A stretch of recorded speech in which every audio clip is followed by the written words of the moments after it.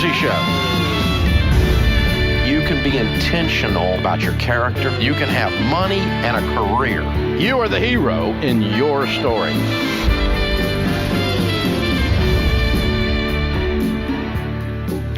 Live from the headquarters of Ramsey Solutions, this is the Ramsey Show, where we help you live your best life by being healthy relationally, successful professionally, and peaceful financially. 888-825-5225 is the phone number. I'm Ken Coleman, joined by John Deloney, and we are here together for you this hour. What do you want to talk about? You got some relationship issues that are creating financial problems? Dr. John is on call, ready to go. You got some work issues. You just simply need to make some more money to get through those baby steps faster. I'm your guy. Let's get you a fatter paycheck and eventually help you do work that is absolutely purposeful for you. Of course, we're going to take your money questions. It's just in the middle of all this life stuff. So we're excited that you are with us. Dr. John, you ready to go? You got hydrated there? Let's do it. You're ready? Let's do it. Let's go to John to start us off in Madison, Wisconsin. John, how can we help? Yeah, hi. Can you hear me? Yes, sir. Yeah, all right, I'll try to make this quick. So my wife and I, we both make a gross income of $144,000. We're about $80,000 in debt, and we have two paid-for vehicles. One is a $9,000 pretty cheap vehicle, and then the other one is about $25,000 to $30,000. And so if we were to sell the Jeep, we estimate that we could get out of debt by the end of this year. But if we keep the Jeep, then that would kind of add like an extra 4 months to pay it off, or to pay off all our debt. So just wondering if we should pull the trigger and sell this thing and sell it for like 25 to 30, and then put that towards the debt and get like a cheap $7,000 vehicle. I would. Just wondering what you guys have thought. Yeah, John told you what he thinks. I'm curious, which way were you leaning at the start of this call? You called us. I think you were leaning one way or the other. Which way? Yeah, so actually one other thing I want to add is we actually already bought another vehicle for $7,000, and so we're definitely more leaning towards selling this thing. I feel like you already made your decision, and you were asking us if you should return the $7,000. One more quick thing, Ken. I've already sold the Jeep. Just want you to know. Basically, yeah. Well, the thing is, we love the Jeep, and over the past couple of days, we've really been do we really want to sell this thing and then just buy it again, 2 years down the road or a year and a half down the road? Because now that you've got, you really love this. Now that you've got a second car, it becomes a $30,000 toy. Yeah. That with the debt you have, you can't afford. Doesn't make any sense at all. I agree with John. That's what I would do, because here's what I know: there are more Jeeps. Yeah, right. Let me cast a little vision for you for a second. What year is the Jeep? What color is it? Tell me about it. It's a 2020 gray Jeep Cherokee Limited. Yeah. Oh, please, dude. You can find that all day long down the road when you get where you really want to go. And here's what happened. A bunch of people are buying cars overpriced right now. Yeah. And then in 24 months, mm-hmm. you're going to be able to buy your Jeep back with cash for less than you sold it. Yep. I agree. Yeah. I'd sell it at the top of the market. Yeah, and that's actually what triggered all this, is because we were like, whoa, we can actually get more money for our Jeep than what we paid for it. Yeah, do it. Stop talking about it. Sell it today. Do it now. Merry Christmas. We just made you $30,000 on a free call. How about that? That's the kind of value we're creating. Dude, nice call there. Dropping the ROI out ROI, there. man. I love that. One free call, $30,000. There you go. Next. Yes, Vina joins us next in Cleveland, Ohio. Vina, how can we help? Hi. Thank you guys for taking my call. Hope everyone is okay. Bear with me. I am very nervous right now. You're doing great. We're going to take good care I'm of sitting next to Ken Coleman. I'm nervous too, so go ahead. Yeah, sure. That's a good thing, and I wasn't even sure I was going to get through, so this must be meant to be. Anyway, I am 53 years old. I just started trying to do the baby steps. I'm on the 30-day trial of Ramsey Plus, because I did order the Baby Steps Millionaire book. All right. So I attended the first 3 classes already, Financial Peace University. And I'm starting out with everything, but I am not quite sure where do I begin. I have some things that I definitely need to pay off, like state tax, IRS tax. I have some loans that I had to take out just to try to make ends meet, kind of like payday loans. And I'm not sure where to start out paying those off first, or should I start out, saving for the emergency fund or the debt snowball? Okay, so Vina, you're brand new, and we're so thrilled you called. I couldn't be more excited that you got through. So I'm glad you ordered the book, and we're going to give you Dave's Total Money Makeover at the end of this call for free. Hey, you know what else we're going to give her? You got the 30-day trial. We're going to give you a year subscription to Ramsey Plus. Fantastic. Okay. We love giving away. You're in it for a year. I love giving away Dave's money. So it's awesome. We are really gifted at it. But Vina, so here's the deal. So this is actually really simple. So you want to do baby step 1. All right, and you're going to see this in Total Money Makeover, and you're going to see this as you get involved with Ramsey Plus. So baby step 1 is $1,000. You need to do everything you can to get that $1,000 emergency fund first. That's just a guard against anything that might happen along this debt-free journey, okay? Then baby step 2 is you take all of those debts. So you begin to list those out to us. And so what we want you to do is get it out on paper, computer, however you feel comfortable. I got it. And we go smallest debt, okay, to largest, and we're going to attack that way. Don't care who you owe money to. Yes. Except for the IRS. There's one carve out for the IRS. I don't care what the interest rates are. Your friends are going to hear about this and say, well, you need to pay off your highest. This is about psychology, not about dollars and cents. Right. Now, if you're in hawk to the IRS, they will take your soul. So you want to pay them off. I want a payment plan. Great. What do you owe them? About $9,000. Okay. And I'm on a payment plan, What is your income? $87,000. Okay. Yes. So I want you to get to that $1,000 emergency fund, and I want the IRS gone in 3 months. Okay? Okay. Whatever you scratch, claw, whatever you got to do, get the IRS off your back, and you know what you're going to do for the first time in a long time? You're going to sleep the whole night without waking up in the middle of the night. Mm-hmm. Yeah, because right now it's just that's the only thing I think about is all the stuff I have to pay. That's right. And then you're going to look at that list that's Ken outlined for you. You're going to look at that list, and you're just going to say, done with you, done with you. And you're going to start with that one department store that you still owe $42, and you're going to move all the way up to some student loan that you have or some whatever is next, okay? Yeah, I got a lot of those, too. There you go. Don't overthink it. Don't beat it. What's your total debt number? It's over $200,000. Okay. Oh, my goodness. So Does that include your house? No, I'm presently renting, and actually the first thing I need to do is get out of that because my rent is entirely too high. Okay, I'll tell you what else. Here's what I want you to do, Vina. I want you to hold on the line. We're going to get you free of charge. We're giving away free stuff. Let's get her one of our counselors that can work you through what you're dealing with emotionally. Obviously, they'll solidify the baby steps plan. You're going to get Total Money Makeover. We got you in Ramsey Plus. Work the plan. It will work if you stay with it. If you got to work 2-3 jobs and you're able physically, do that. Less time to worry about anything because you're working so hard. We're going to be free. Don't move. More Ramsey Show coming up.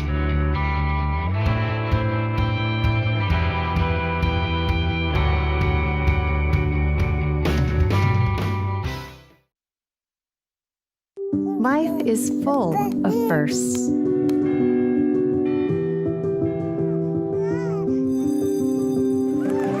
As the first and longest-serving Christian health cost-sharing ministry, CHM has shared medical expenses for its members since 1981. We believe you should have the freedom to focus on your health while being supported by a community of believers, giving you the opportunity to create many more firsts.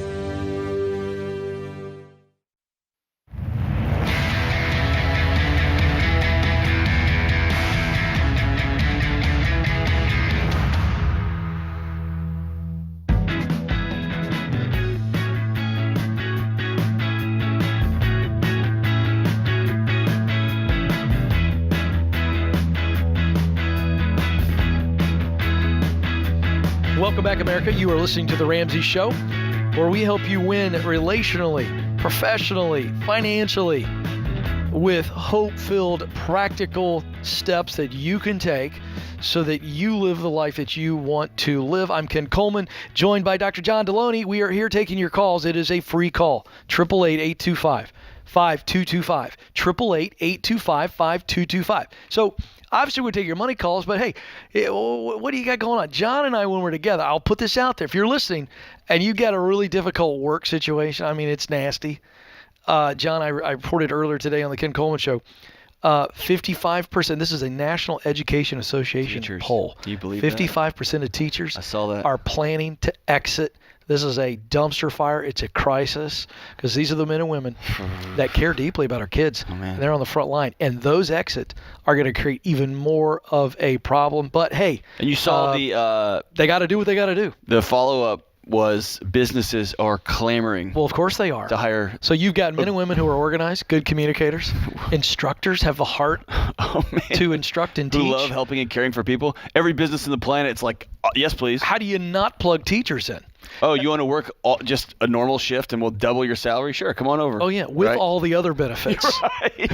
You can actually do your job the way that you want to. But anyway, we digress. But we're here to help you get some family stuff going on. Remember, folks, if you got a crappy work situation, you drag that stuff home.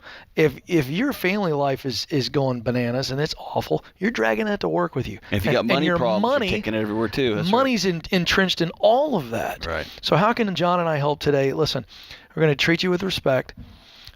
We've all done dumb. We don't judge. We're here to help you. One phone call away. 888-825-5225.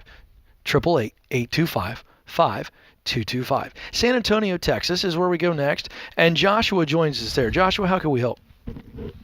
All right. I'm almost done paying off the debts. I just have a couple more debts, and then I'll be debt free. So, and good for you. My first debt, yes. Thank you. My first debts that I have a question about are these two medical bills. When I call them, they say that they can't find it. So that means they're two medical bills. So do I just not worry about it and just move on to the next one? Okay, well let's so we'll dive into that. So you're working the baby steps, I hope. That's why you called the show. And so if we look at the debt snowball plan, we go the smallest debt first, we pay that off. We take the payment you've been making towards that and we roll it. You understand that, correct? Yeah. And you're doing that, right?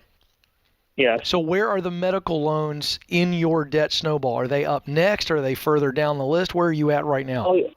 Like this. They're one of the smaller medical bills. Like they're $44 and $69. I already called them. Okay. And they just So they just can't find them. So they're literally saying you called us about a $44 payment, and I think if I heard you correctly, a $69 payment. We can't find it in our system anywhere. Yeah. So my question was, do I just not worry about it? So here's what I would do. I would take that money, and do you have the money? $69 and $44. Yeah. Quite honestly, given how absurd and chaotic, and again, I'm biased because I've been dealing with this recently, billing systems are at hospitals, I would take that bill you're holding in your hand for $44 and I would just mail it.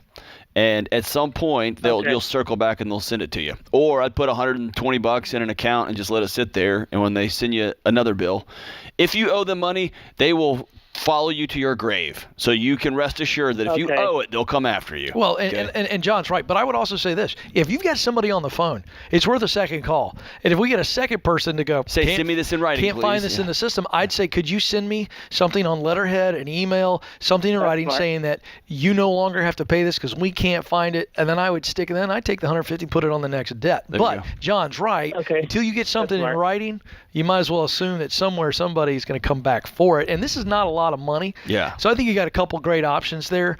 Appreciate the call, young man, and you are on your way. Congratulations, Joshua. You got to love, hearing somebody go, man, I'm getting after it. Yeah, he's getting after it. And if my advice changes there, if it's $1,000, right?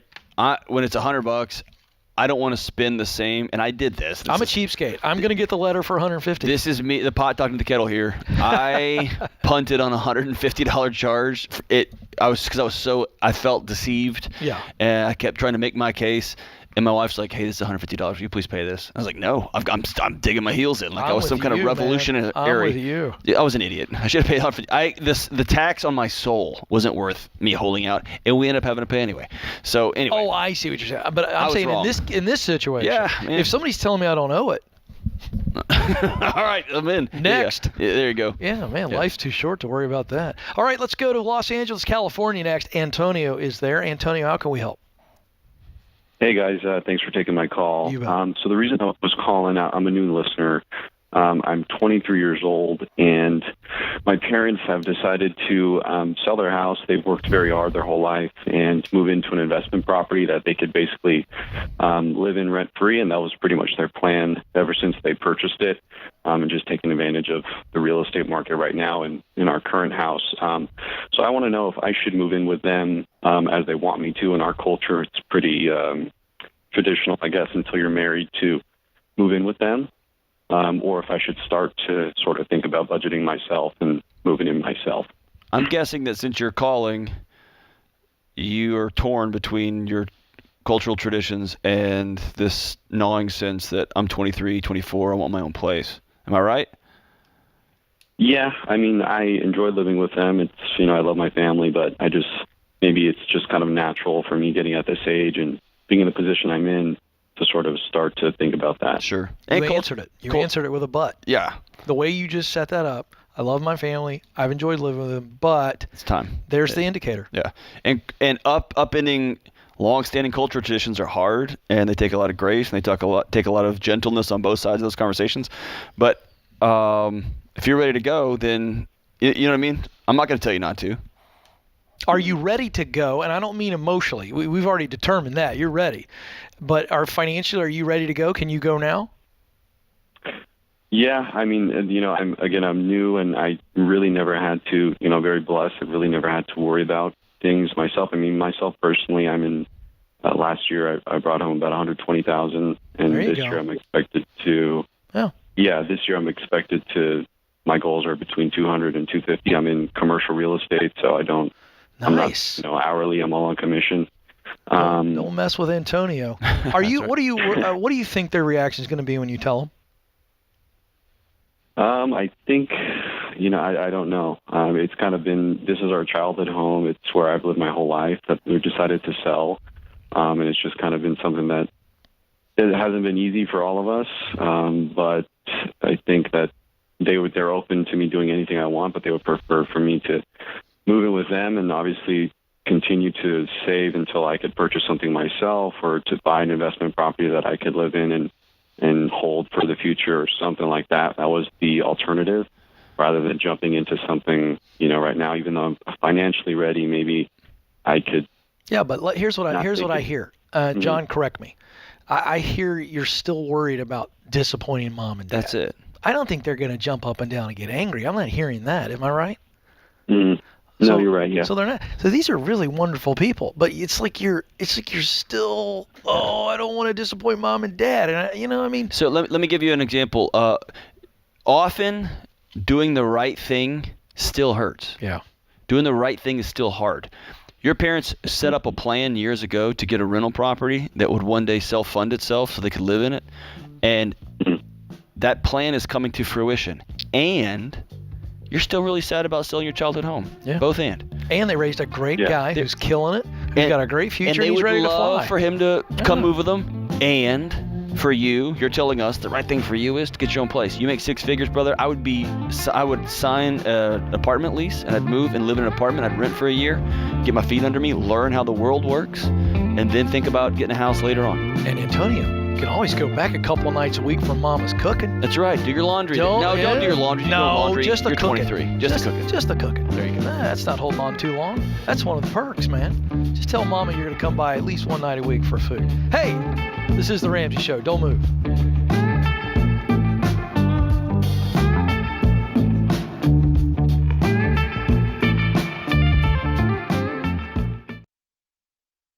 Chaos. That's what it can feel like when your business is growing so fast you've outgrown your financial and accounting software.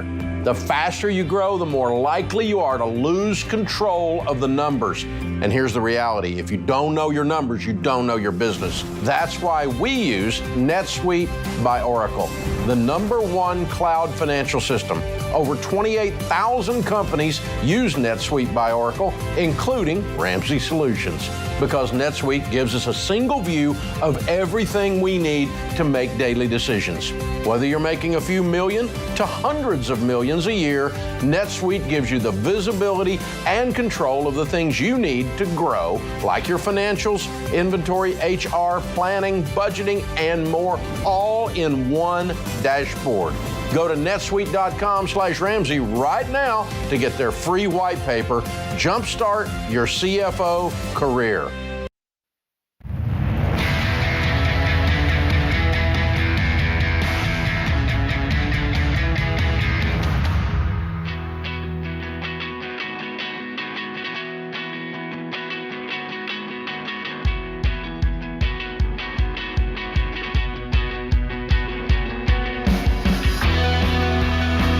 Welcome back, America. I'm Ken Coleman. He is Dr. John Deloney. This is the Ramsey Show, where we help you win in your life. We're helping you relationally. We're helping you financially. We're helping you professionally. It's all intertwined. And we want to help you get ahead. Practical hope coming to you via a free phone call. 888-825-5225. That's 888-825-5225. Let's go to Zach, who joins us out in sunny Phoenix, Arizona. Zach, how can we help? Hey, I just had a quick question. I am currently working my way through college. I am probably going to graduate here within the next 6 months to a year, depending on how summer classes line up. Right now, I am a stockbroker with a major brokerage firm, and I also work a second job, running deliveries for a laundromat, and essentially, working the job that I am at the brokerage firm, I want to help people with their finances, but the role that I'm in, there's no advice that we're allowed to provide. Basically, it's just placing orders. So sometimes I feel like a bookie for people that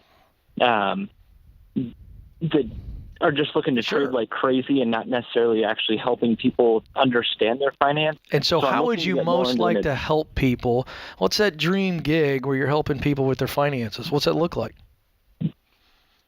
Well, that's kind of why I'm calling. I mean, I would really like to have a job where, I could sit down and whenever somebody has a question about their money, I'm able to help guide them and give them a plan and have that as work rather than kind of just taking orders all day long and helping with tech issues and whatnot with the website. You don't need me to tell you what those opportunities are, but certainly with Ramsey Solutions, we have our smart investor pros, men and women all around the country that are financial advisors on retirement and investment planning and all that. Does that sound like something you want to do, to sit down with a family, to sit down with an individual and get their dreams, get their goals all put together, come up with a strategy, coach them, teach them so they understand how to do it and they can win? Is that what we're talking about? Yeah, essentially. That's exactly what I'm looking for. Yeah, so it's very simple. So if we look at the 7 stages that I teach for people to discover and do what they are created to do, get clear is stage 1. You're really clear on what you want to do and why you want to do it. Stage 2 is get qualified. So the question is, what do you need to do to get qualified? Do you know the answer to that? I probably need to. It's one of 2 exams that I'll need to take. It depends on what the company does and what the role they're looking for, but really there need to be probably the Certified Financial Planner or the Series 66. There you go. So here's the deal. Good answer. So you start looking at the company you just mentioned. That means you've got one in your head. You've got one kind of in your mind's eye. Maybe it's the company you're with and you're switching roles. I don't know. But then you look at other companies and you start looking at those opportunities to get on the ladder that you want to be on. And you start looking at what the entry level are. Do I have the base qualifications for entry level? Are there a couple levels up from entry level that I'm already qualified for? No, I've got to take one of those 2 exams that you mentioned, find out exactly what they're looking for, and go get qualified. Now, while you're getting qualified, you're going to be in stage 3, which is get connected. And so you're already a stockbroker. You've got a lot of relationships. So while you're getting that certification that you need, man, you're making connections going, hey, I want to work at company XYZ. I know you work over there. Who's the hiring manager for this position? And so what you begin to do is you begin to make connections so that when you're qualified, opportunities may be waiting for you, or they're not too far off in the distant future. Does that make sense?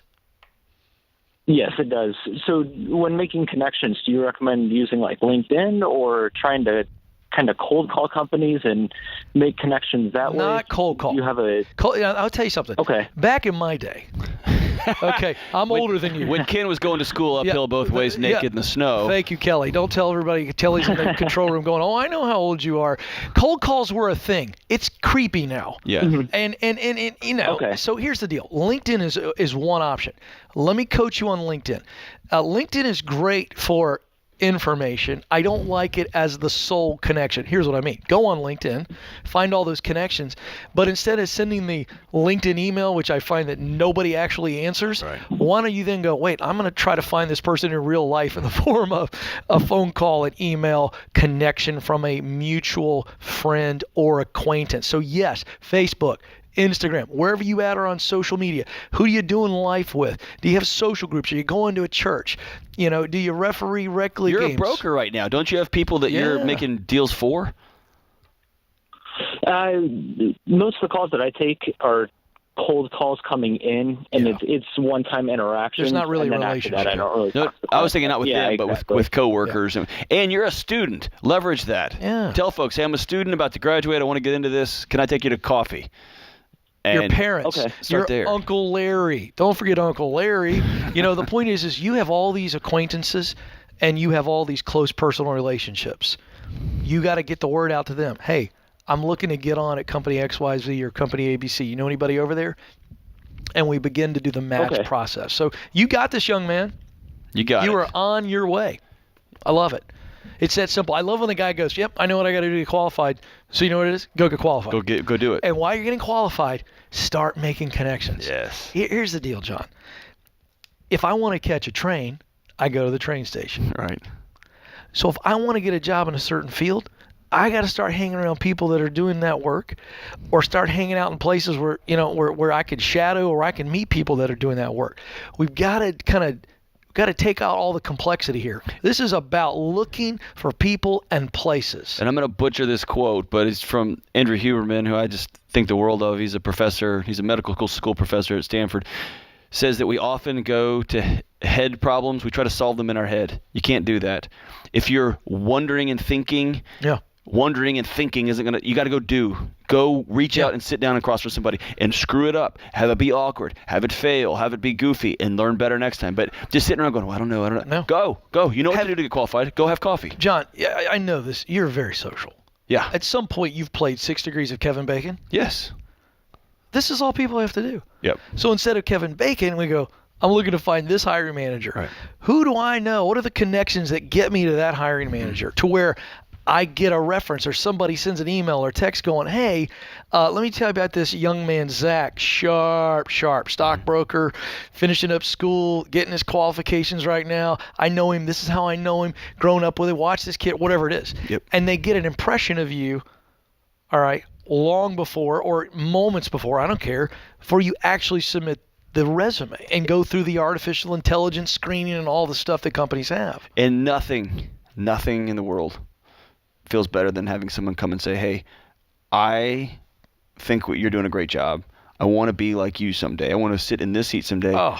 Would you teach me, like, how do you do that? How do you get there? What's the job like? Yeah. What's the relationship with your family like? Like that, man, that's an incredible question to be asked. Well, you know, you illustrate something that we talk about all the time, because one of the questions we get from folks is, how do I connect with somebody that is very successful in the field I want to be in? I don't have anything to offer them. And I always go, whoa.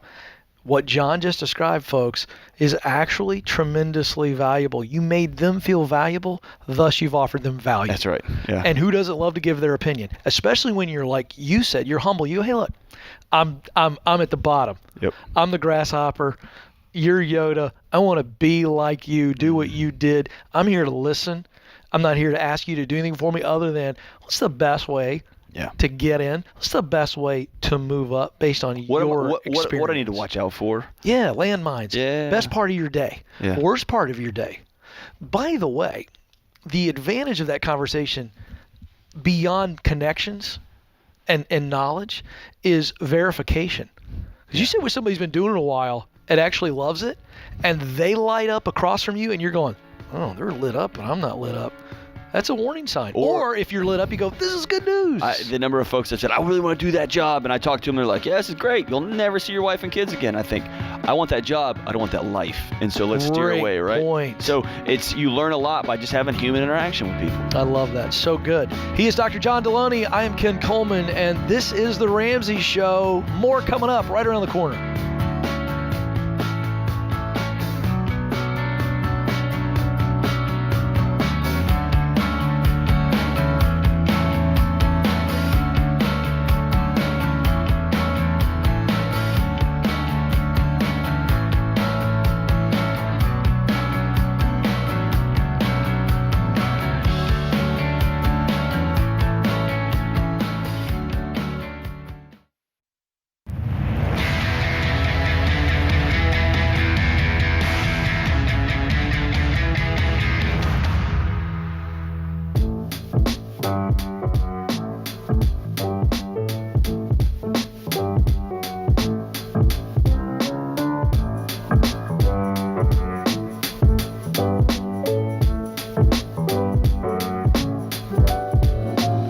All right, folks, welcome back to The Ramsey Show. I'm Ken Coleman, joined by Dr. John Deloney. The phone number to jump in, 888-825-5225, 888-825-5225. Taking your money questions, your relationship questions, your work questions, whatever you got, we're here for you today.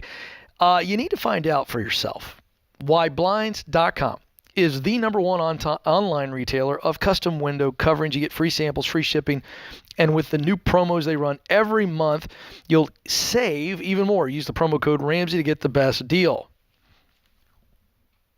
I'll read the question, John. Oh, sorry. Today's question comes from Michelle in Kentucky. While John checks his email, I'll take care of you kind folks. Here you go. I'm working on my master's in public administration with a 3.9 GPA. I value what I accomplished and would like to maintain this GPA through my remaining courses. My career path is teaching at a college level after so maintaining my academic performance is crucial. My husband doesn't view the importance of GPA the way I do, and he wants me to get a part-time job. If I go to school full-time without working, I can finish the degree in about 8 months. If I work part-time while finishing the degree, it will take 14 months. Imagining my GPA going down while working and going to school at the same time is beyond horrific to me.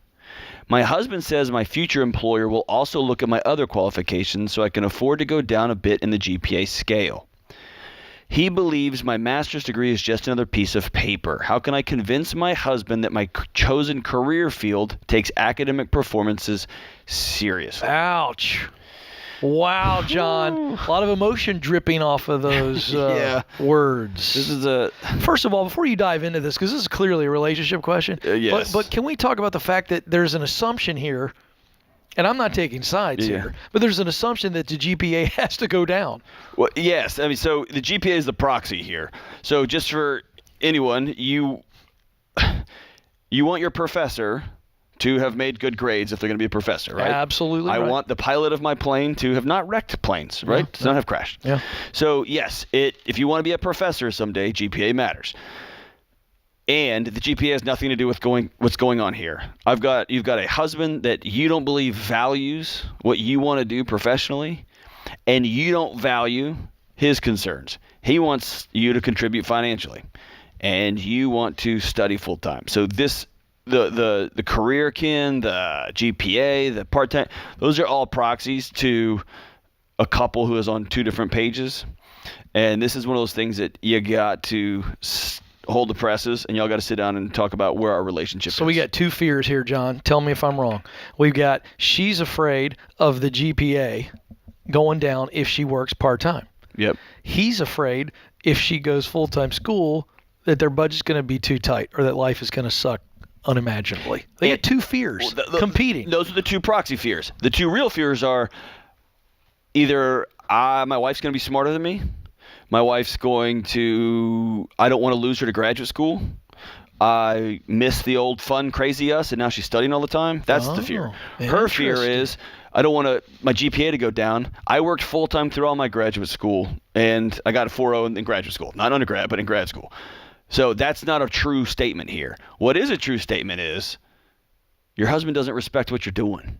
You haven't told your husband, this is why this is important to me, this is what I want to do. Or maybe you have, and he's blowing you off. And so how can I convince my husband that? I'll just stop the answer right there. You can't. You can't convince somebody of something else. In fact, we're in a world now where if you put data on the table, it just further entrenches somebody in their other position, no matter what. Yeah. If you say on Twitter that the sun is hot, you'll have 4 people reply instantly and go, well, it's technically not true. Right. And then you'd say, well, here it's 118 degrees in my town right now. And they'd go, yeah, see, that's the problem. It doesn't matter what you put on the table. I agree. So all I'd say is this isn't a conversation about data and facts. This is a conversation about relationship. Yeah. And this is you saying not how can I convince you, but let me tell you what I'm experiencing right now. I'm experiencing a tension between what I want to do and my husband not respecting what I want to do. Yeah. And the path it's going to take me to get there. Sit down, Be vulnerable, dinner, have a hard conversation. And just talk about your fears and your dreams, and let's match them up. Yep. Because this is not that hard to solve. No. But appreciate the question. It's real stuff. It is hard to solve if one of you is an idiot. And that happens a lot. If one of you is a bonehead or like, well, of course. Everything's hard to solve if you're an idiot. That's true. John, thank you for the salient advice and wisdom. I'll be here all week. Yes, let's go to John now in Philadelphia, Pennsylvania. John, how can we help? Hi, guys. Good afternoon, and thank you for taking my call. I am a lifelong Dave Ramsey learner, been since back in the Total Money Makeover days. Came out of the city as a kid and went into the military and went to college afterwards, and I have zero debt at this point in my life. I am a baby steps millionaire. Very cool. And I bought the book just recently before Christmas because I'm reading it so that I can highlight it and share it with my 2 children. Very cool. And give that as a gift to them. I'm really excited about that. My question, though, today is I am, as I said, I'm debt-free. I'm thinking my youngest just started college this year. I have about $450,000 in cash at this point. I owe $185,000 on my home. I am ready to transition my life in the next 2 years. My daughter is a junior in college and move my way down to Florida, and I'm thinking about buying a condo in Florida now. But I'm wondering whether I should use part of the cash that I have to pay off my mortgage first, even though I'm probably only going to be in my house for about 2 more years. I'm not sure which direction to go in there. I'm wondering if you guys can give me some advice. How much is the house worth that you're considering selling? $400,000. $400,000, okay. What's the holdup on the time? Why are you waiting 2 years? I want her to get through. She's going to a local community college for her first 2 years and then going to the University of Tampa for her last 2 years. So once she transfers down to Tampa, I'll be more comfortable being in that area. Okay. I just recently got licensed down there as well, my professional license down there within the last few months. So I'm trying to get a little bit of experience on my resume before I make that move as well. All right. So two things I'll put on the table here. Number one is I think it's worth doing the math. The math being what would, if she finishes up this year and y'all sell the house in May, what would it cost to send her to college 1 year versus putting more money down in this current house that you have? Are you actually saving money when you look at your entire financial picture? Okay. And would it be ultimately in the long run, would you save more money if you sold your current house and didn't dump $180,000 into it? Y'all all moved down to Florida if y'all are going to move together, and you went ahead and moved her a year early and got her out of community college and went that. So that's one route. Okay. That's just a math problem. What I'll tell you is after working with thousands and thousands of college students over the years, every college student I meet has a 4-year plan. Rarely does that plan work out that way. And so while you are thinking ahead, okay, in a couple of years she wants to transition to Tampa, and I would go ahead if I'm you, and I'd pay my house off. Yeah. I would live in the now as though this thing's going to be forever. And if you end up doing it in 2 years, sell your house in wherever you are in Philly and then move to Florida. Yep. That's what I would do. I'd go ahead and act as though, cool, honey, that's great. Let's make some plans for it. You've got license. You're starting to lean that way.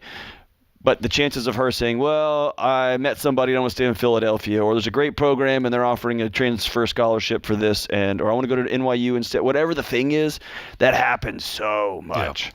And so I'd live in the now. John, do you believe that paying off the house now gives you more options? Not really. I think I'm almost in of the mindset that the market is so hot right now, and my house value is probably it's up there.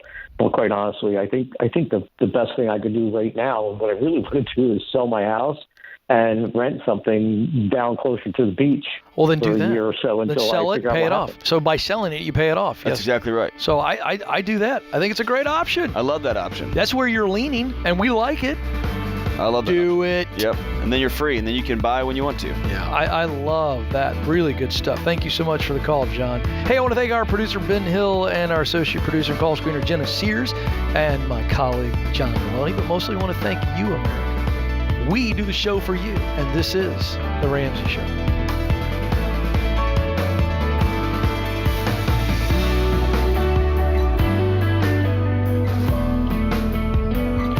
Have a friend or family member that needs a daily dose of Ramsey advice in their life? Let them know about the Ramsey Call of the Day podcast. It's a quick hit of advice about life and money in under 10 minutes. Check out the Ramsey Call of the Day podcast wherever you listen to podcasts.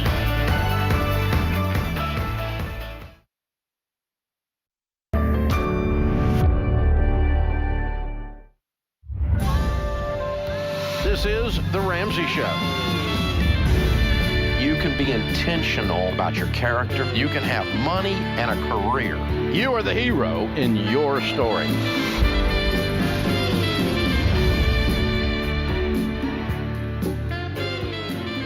Live from the headquarters of Ramsey Solutions, this is The Ramsey Show, where we help you live your best life by being healthy relationally, successful professionally, and peaceful financially. I'm Ken Coleman, joined by my colleague, Dr. John Deloney. We're here for you this hour, taking your questions. 888-825-5225. 888-825-5225. Randall is going to start us off this hour in Cincinnati, Ohio, home of the Super Bowl-bound Bengals. Oh, my goodness, taking the NFL by storm. Randall, how can we help? Thanks for starting that way, guys. Who Day, by the way. There it is. Anyway. I knew we had a shot at the Who Day, and so you just delivered beautifully, sir. For sure. So I inherited a home from my mother who passed away in December. For the full year prior to her passing, she had dementia, and both of my brothers are living in that home. They are not receiving that inheritance via her will.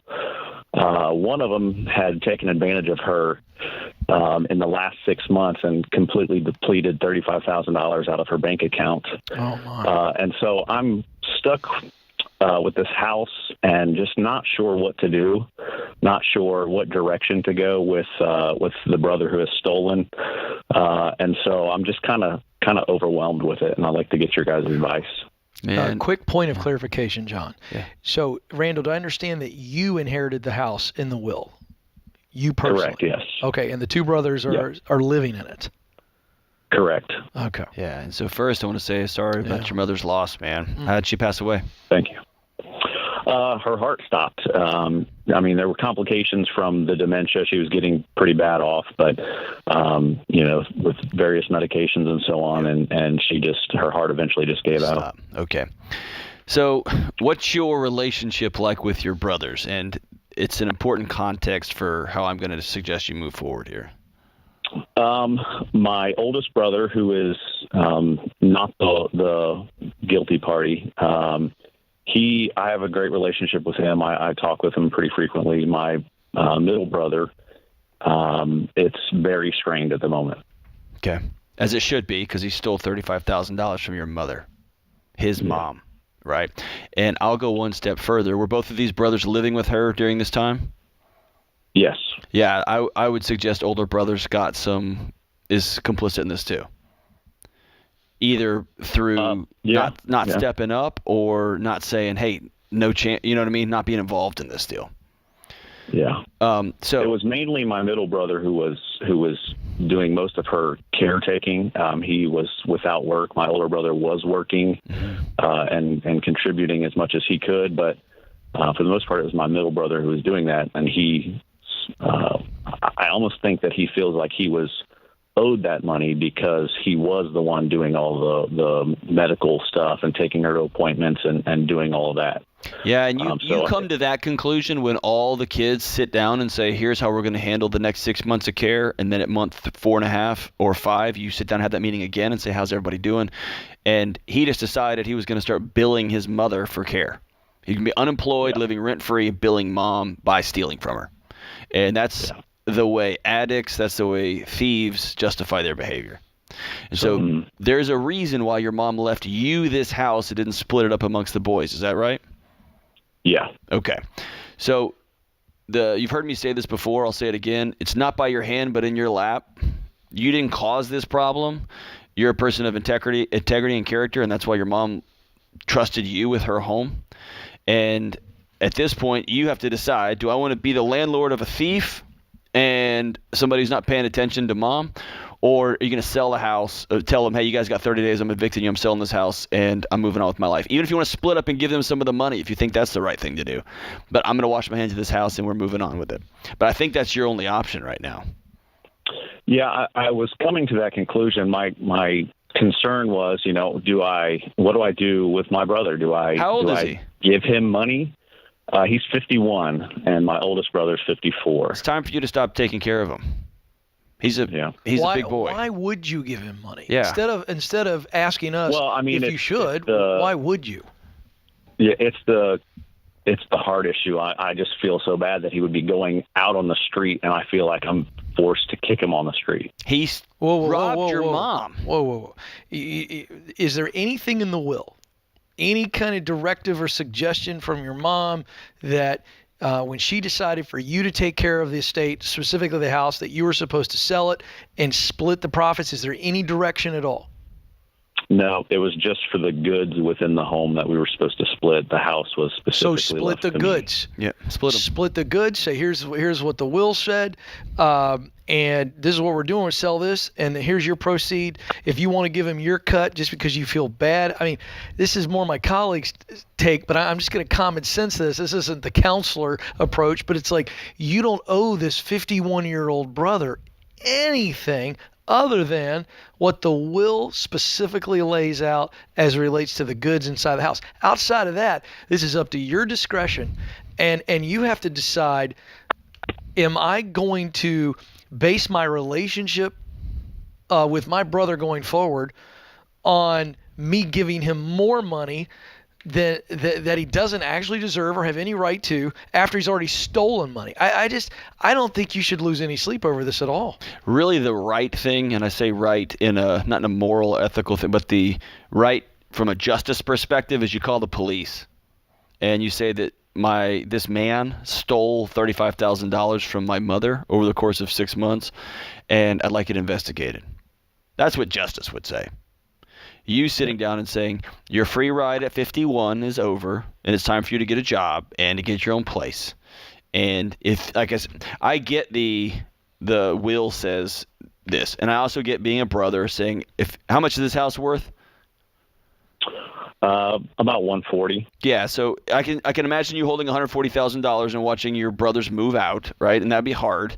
And you'd think, well, they deserve some of that. Well, technically, his cut, he ought to take the $35,000 out of his cut. Ooh, I like that. I'm giving you each $35,005, and you can give one brother a $5 bill and the other brother $35,000 and high five him and tell him send him on their way. But there is a reason here why your mother left you this money. These problems don't come out of a vacuum. Someone just doesn't decide to take advantage of their dying mother. Has he been like this for a while? Really, it's just developed over the last 6 months, to be honest with you, that I know of from bank records. Why did she? No. I'm talking about just a little bit squirrely, a little bit out of work, a little bit, hey, Mom, I need to move back in. A lot of 51 living with Mom. Yeah, I mean, he's had various issues. He had a surgery. He broke his ankle, and that eventually led to more problems. So he's had some medical issues within the last 10 years is why he's went back with her. Okay. So... Yeah, you're in the middle. The situation got dropped in your lap, brother. And I think the right thing to do is to tell him, hey, guys, it's time for y'all to find a new place. I'm selling this house. You can come up with the split if you think that's necessary. I don't think it is, especially to the brother who stole from your mom. But you got to sleep well at night. So sorry for your loss, Randall. This is The Ramsey Show.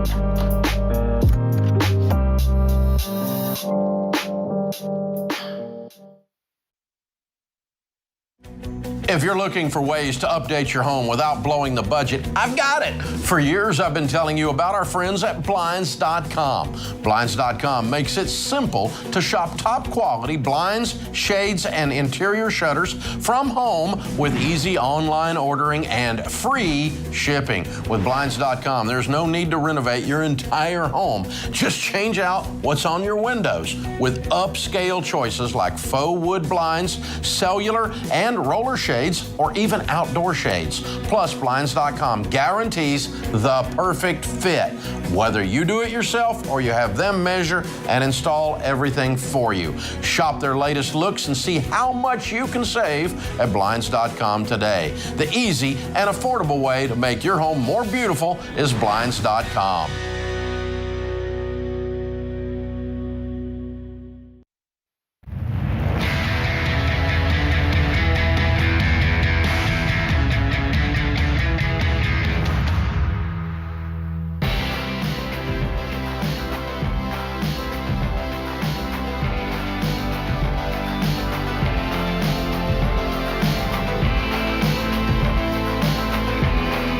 Welcome back to The Ramsey Show. I'm Ken Coleman, joined by my colleague, John Deloney. We're here for you this hour, 888-825-5225. One of the most important types of insurance you can have is car insurance or motorcycle insurance, if that's your thing. Most Americans don't have enough car insurance, though, and you might be one of them. If you get into an accident and you don't have enough insurance, you're going to have to pay for your own car repairs and medical bills, plus the other drivers' car repairs and their medical bills and their passengers' medical bills. That can cost you thousands of dollars, or even worse, you could get sued. So you've got to have the right car insurance. That's why we created a network of endorsed local providers, or ELPs. That means that these licensed independent insurance agents do things the Ramsey way, and they'll shop around to get the best value on the coverage you actually need, and they'll teach you how to understand what you're actually getting so you are confident that you are covered. If you're ready to work with an insurance agent who's actually in your corner, visit RamseySolutions.com/auto to connect with a Ramsey trusted ELP. That website is RamseySolutions.com/auto. All right, Regina is up next in Las Vegas, Nevada. Regina, how can we help? Hi, Ken. Hi, Dr. D. Thank you for taking my call. Sure. I'm going to get right at it. I'm currently on baby step 2. I've been working on the debt snowball for about 5 years. And as of this Friday, I was thrown a curveball. I was served with paperwork from an attorney that represented me in 2020. And basically, he's calling my note due. I owe him $16,000. So in terms of my debt snowball, I've been up for 3 days trying to rework it and trying to put priority in mind. My concern is, and my dilemma is, part of my debt snowball was the initial payment I made him. I mean, I'm tapped out. So how do I rework this debt snowball so I can see a light at the end of the tunnel? How much were you paying him each month? Well, I initially took out a 401k loan because I had to. I had no choices. It was based on my daughter and child support. So I had to have an attorney. I had to have representation. So that was $6,000. I'm still paying that back over a monthly period on a payroll deduction basis. And then I have a car loan and a small loan of $1,000. And So I just don't know which way to turn as far as prioritizing, because I've been doing it 3 different ways and I still can't see the light. So you've been paying him monthly. It's coming out of your payroll. I mean, it's coming out of your check. No, that's for I apologize. Yeah. My 401. Did you have an agreement in writing with him that you would pay him out over a certain period of time? I actually had an agreement to pay him a specific amount, paid him that specific amount.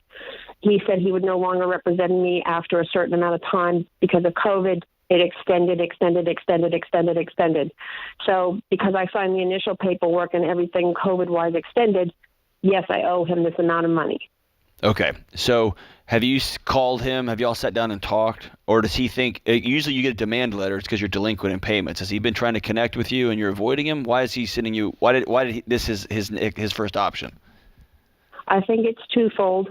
One, because no attorney's going to take me on to represent against another attorney. And 2, because he wants his money now. I think it's just, I'm sure he's been, shafted by others. I just don't have it. He knows very well I don't have it. I've contacted him twice in the course of 6 months and said, listen, we had this agreement. This is what I had. I told you. You told me. I'm stuck. And I don't know how to look at this outside of my own head. So I was just hoping maybe I can get a fresh perspective of, do I rework that snowball and sell my car? Because the car is the biggest question mark in my mind. Well, how are you going to get to and from work? Get to the grocery store? Uber or Lyft. I work from home. Okay. Does your car get you out of your debt with this attorney? No, it'll get me about, if he wants $16,000 and he can settle on that and not cause me any more grief. I have one commission check coming in. It'll probably knock out half of it. Hold on. So let's back up for a second. Your assumption that attorneys don't want to sue other attorneys is 100% false. I know several attorneys that love taking on crooked attorneys. They hate that people are out there poisoning the profession, and they're happy to.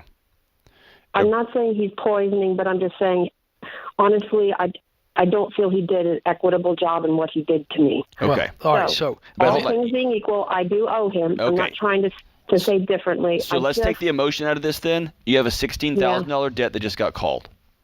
Yep. Right? Are you able to go get a loan for this money and pay him? No, that's where I'm having the difficulty. I'm tapped.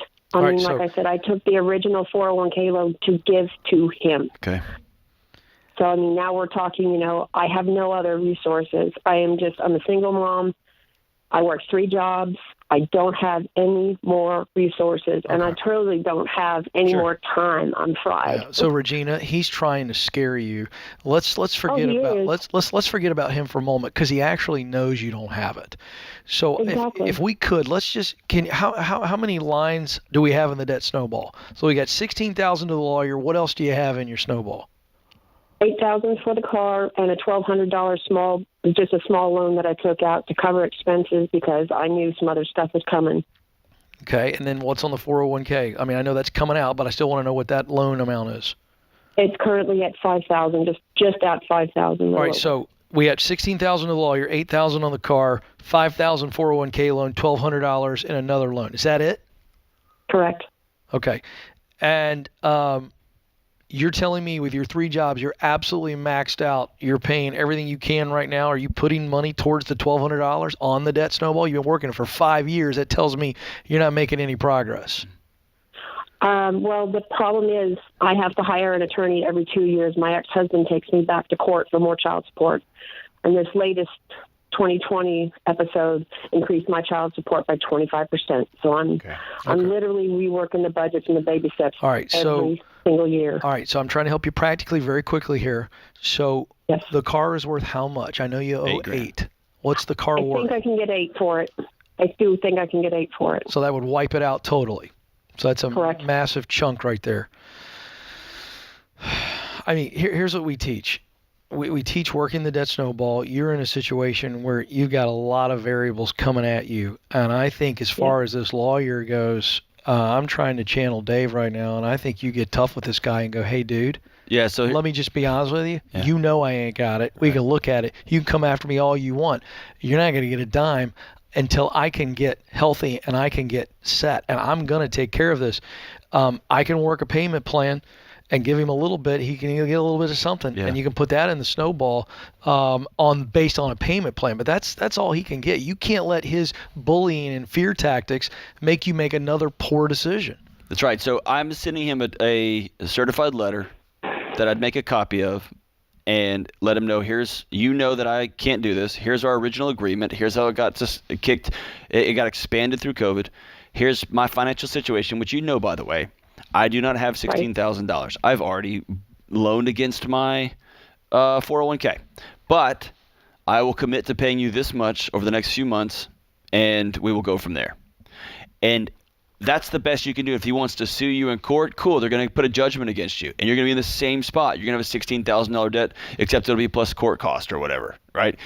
And here's the other thing. I'm going to hook you up with a free session with a financial coach, one of our coaches. Okay, so I want you to hang on the line, and someone's going to walk through this specifically with you. But I want you to keep in mind what Ken just said. If you are out of options, I want you to rest in that. And I know that sounds bonkers, but there's nothing else. Looking at these same numbers for 3 nights in a row doesn't make new numbers, right? It doesn't make there's not a magic solution that it's not a Rubik's Cube. You just got to turn it the right way. You got to say you got a bully coming after you for your money. And let's be fair to him. You owe him this money. And now we got to figure out a plan to get him paid back. And so that means you're going to have to, he won't talk to you on the phone like a grown-up. Send him a letter and make sure that he signs for it. I'm going to say this. I think you need a win, Regina. I'd sell the car. If you can truly get around and do what you got to do via Uber, I'd do it. I'd sell the car. Now we got a $1,200 loan. We can attack that. Then we'll figure out the payment plan to the lawyer. Get some victories. Our coach will help you. This is The Ramsey Show.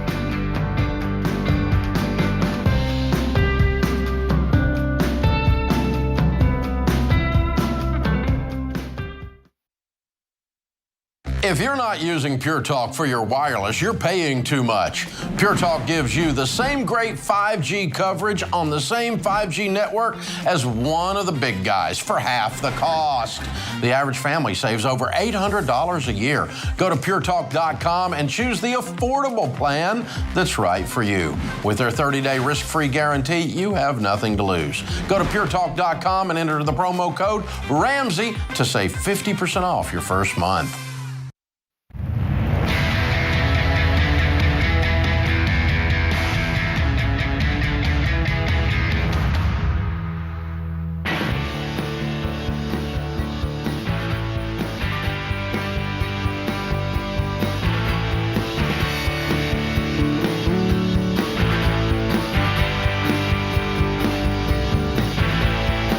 Welcome back, America. You are joining the conversation about your life here on The Ramsey Show.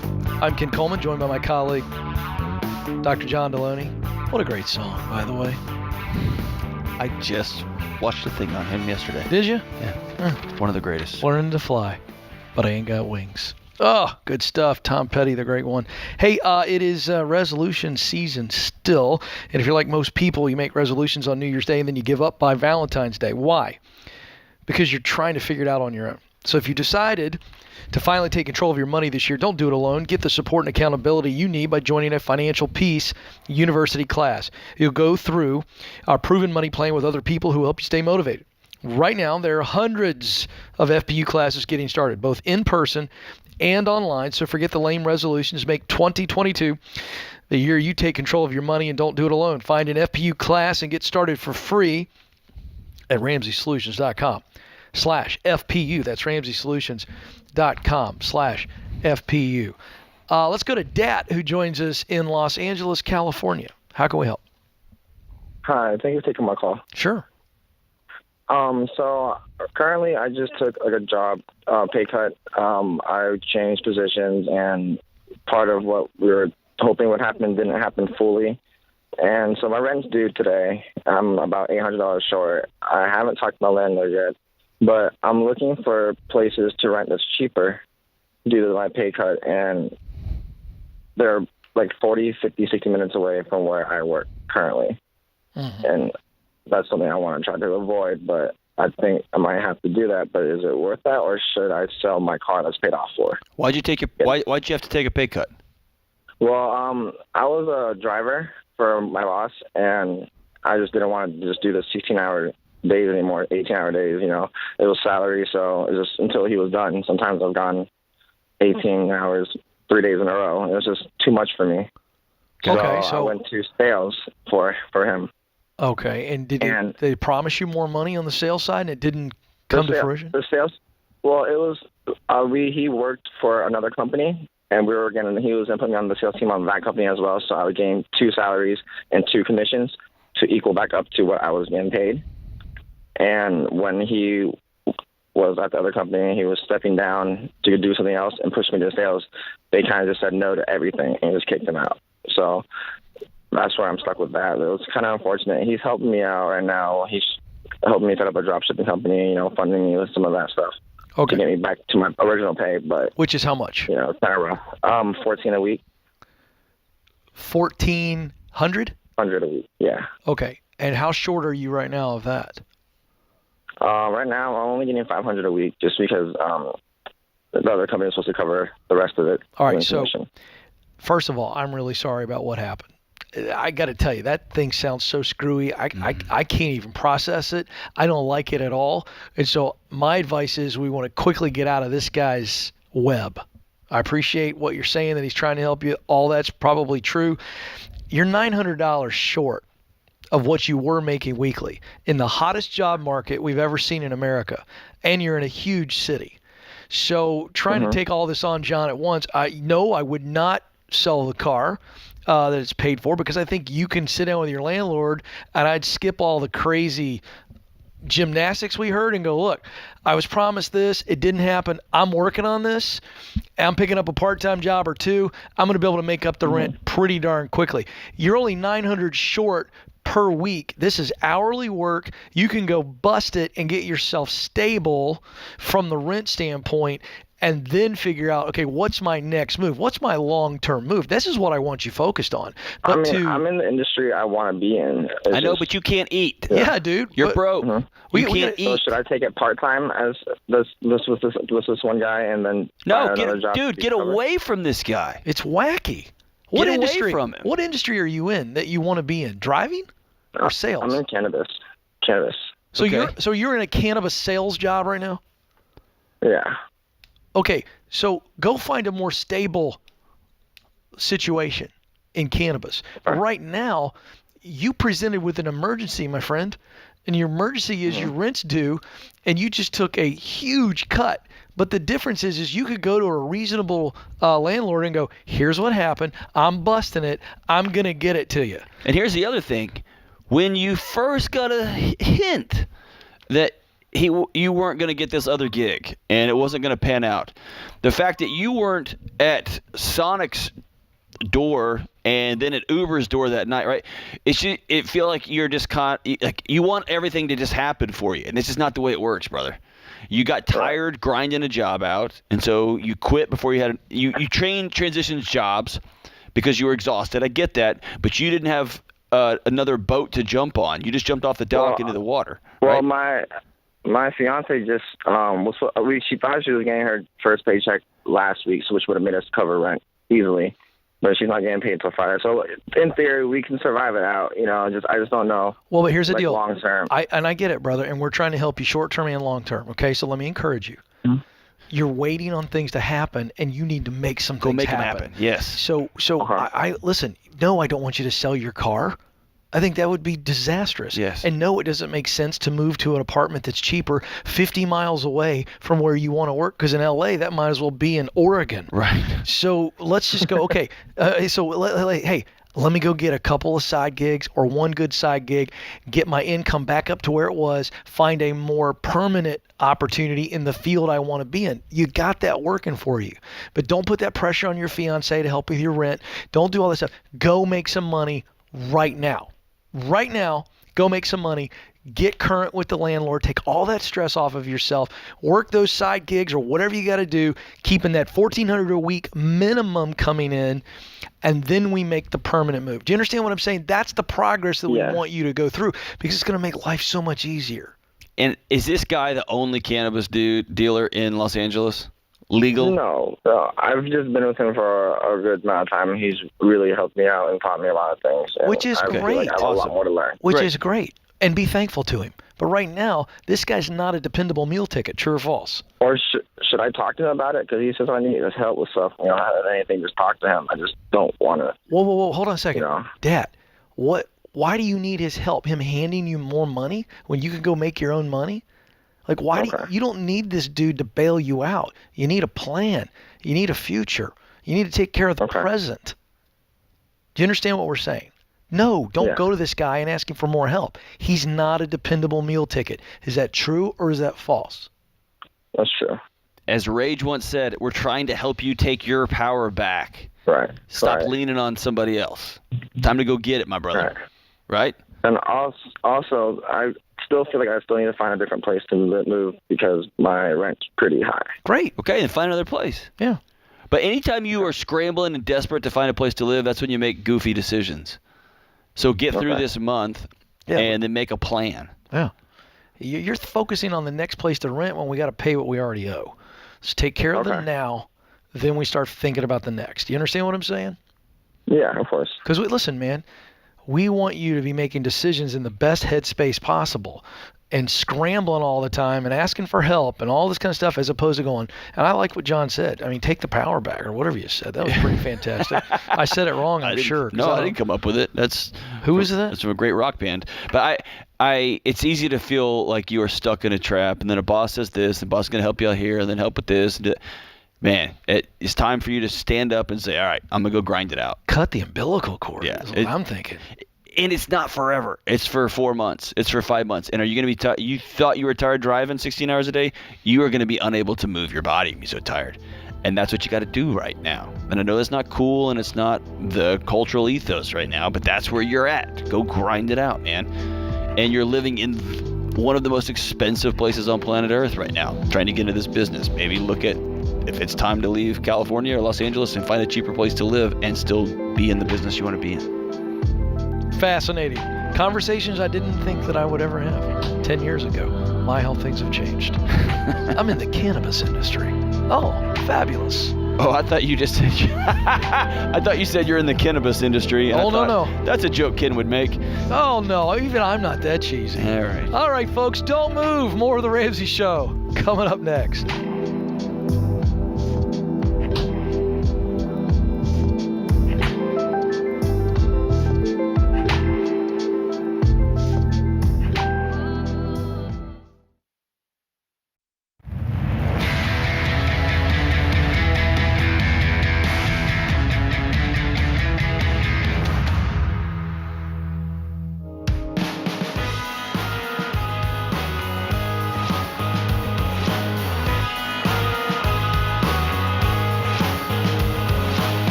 Helping you win in your life, win with your money, win with your relationships, win at work. This is The Ramsey Show. I'm Ken Coleman, joined by my colleague, Dr. John Deloney. We're here for you this hour. 888-825-5225 is the toll-free number. 888-825-5225. Portland, Oregon is where we go next. Liz is there. Liz, how can we help? Hi, thank you for taking my call. Sure. So I think I'd describe this as like possibly a house divided, but you tell me. Our ongoing conversation is, do we pay off or not pay off the house, or do we sell or not sell? I'm open to both. I would love to pay off our home. We currently have a mortgage left of $305,000, and all of our debt has been paid. We have nothing but the house left. In the bank, we have right around $300, so I would love to just see that go to zero. My husband's panicked when I say it because he's like, you mean you want us to start at zero? Yes, because I think we can build that back up. So I don't know where to go with that ongoing conversation, but I know there's days where it can be a little bit more heated than others, to say the least. But at the same time, I would love to get an opinion so I could use that in my ammunition at dinner. Oh, my gosh. Yes. Before we get to ammunition, this is a relationship question. I'll let the good doctor weigh in. But I do want to ask, you follow the baby steps, yes? Of course. Okay. So when you say we've got $300 in the bank, is that above and beyond your emergency fund of 3 to 6 months, baby step 3? It is. Okay, so you wouldn't truly be going to zero. The $300,000 you got in the bank. True.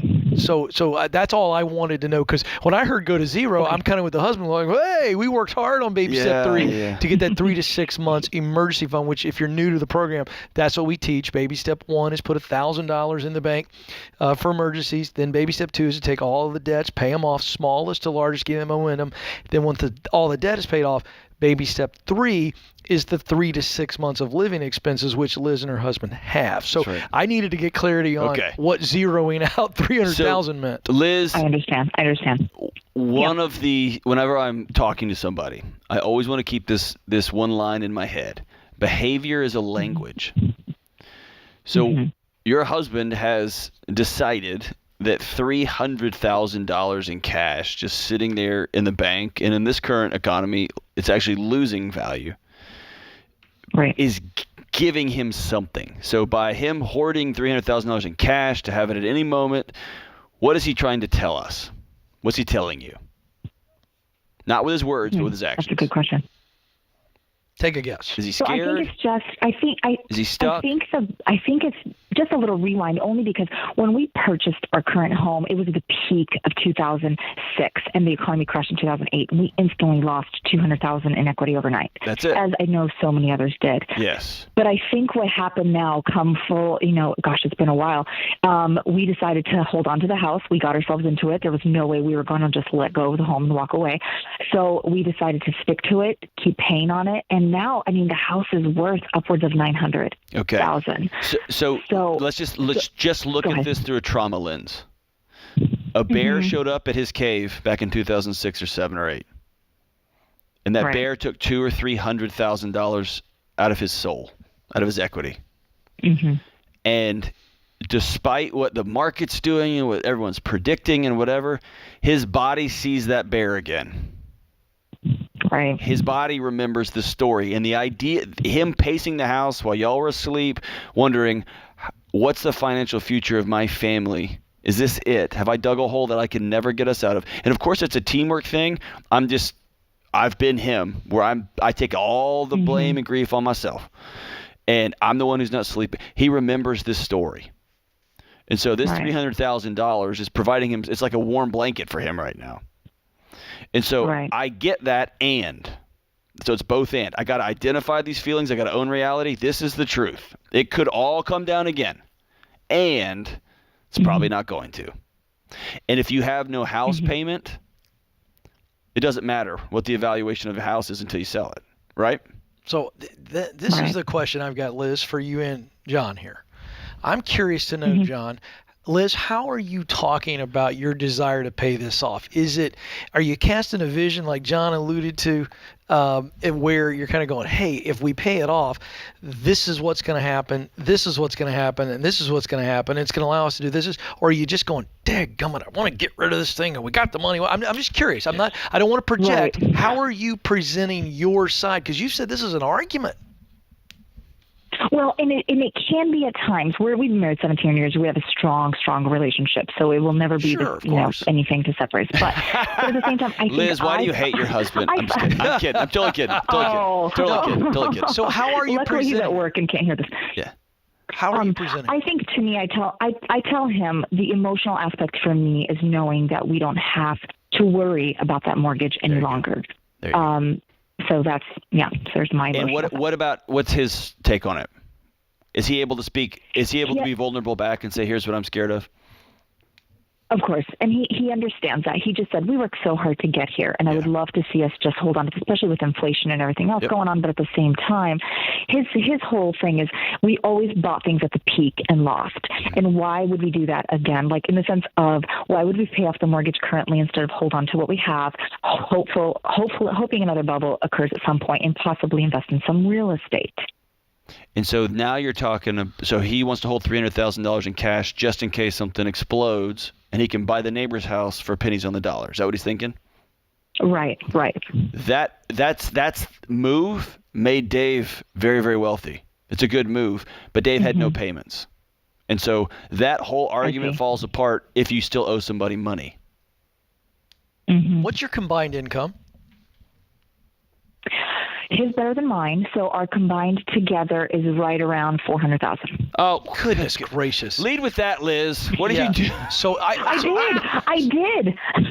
Well, 400. I didn't hear 400, dude. Well, we didn't ask. Here's what I would do: split the difference. Y'all back. Here's another thing: you backed each other into a corner where it's your way or my way. Okay. What if you? I like where you're going. Paid $200,000 on this house today, and you kept $100,000 on top of your emergency fund, and you committed to him.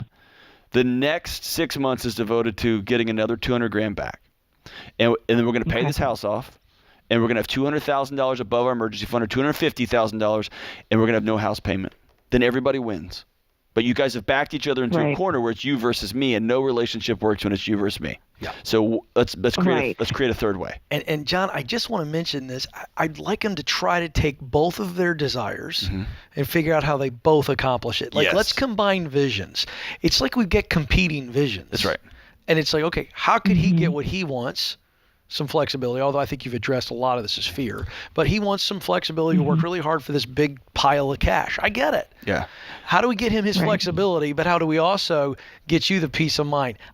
Isn't that the conversation, John? It is, but when you're working with someone who's been traumatized, I get it's that. hard, right? No, I understand. But you got to give it a shot. So it sounds like in 2007 he walked out of a restaurant and got smacked in the mouth, and he's clenched that fist for the last 15 years, waiting for his shot to hit somebody back. And he's looking at the high prices, and he's like, okay, this is my shot. Yeah. Right? Liz, quick question here. It's super practical. We got to let you go. But I want to know, yes or no, have you sat down and run the numbers and sat down and said, hey, if we paid this off today, if we took the $300,000, boom, it's gone.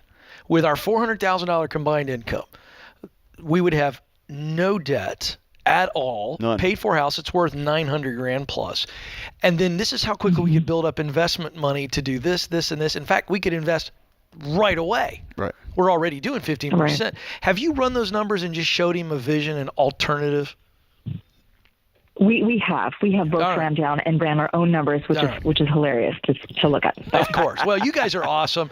You're very disciplined. Yeah. You're in a great situation. It's so always remember, behavior is a language, and when you box yourself into a corner, then the only thing you can do when you back yourself up against the wall, you have to come out swinging, and nobody ever wins when that happens. Yeah. So let's decide, okay, we're both backed up against the wall. Let's find a third path forward. Yeah. And I like the idea of splitting it up. We'll pay $200,000 towards the house. We'll keep $100,000, and we'll go from there. And you could say pretty, please.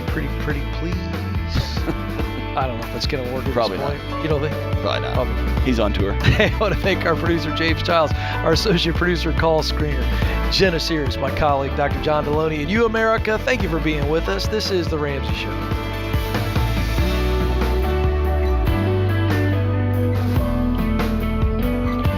This is James Childs, producer of The Ramsey Show. Did you know The Ramsey Show is one of the most popular podcasts in the world? Subscribe or follow today wherever you listen to podcasts.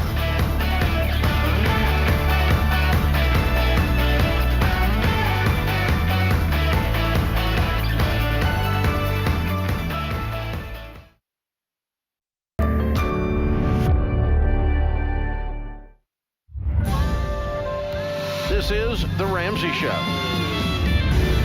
You can be intentional about your character. You can have money and a career.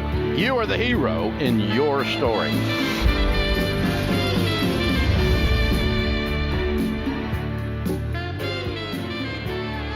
Live from the headquarters of Ramsey Solutions, this is The Ramsey Show. It's where we help you live your best life by being healthy relationally, successful professionally, and peaceful financially.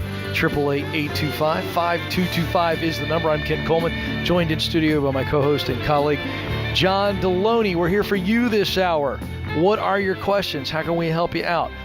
Money, relationships, work, they're all intertwined. And if you're suffering in one area, it affects the others. And we're here to help you. 888-825-5225. Let's go to Brennan to start us off this hour in St. Louis, Missouri. Brennan, how can we help? Hey, guys. Thanks for taking my call. You bet.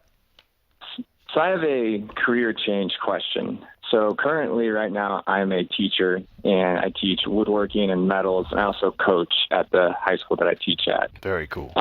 With the content that I teach being basically industrial technology, I realized I could be making a lot more with the skills that I have.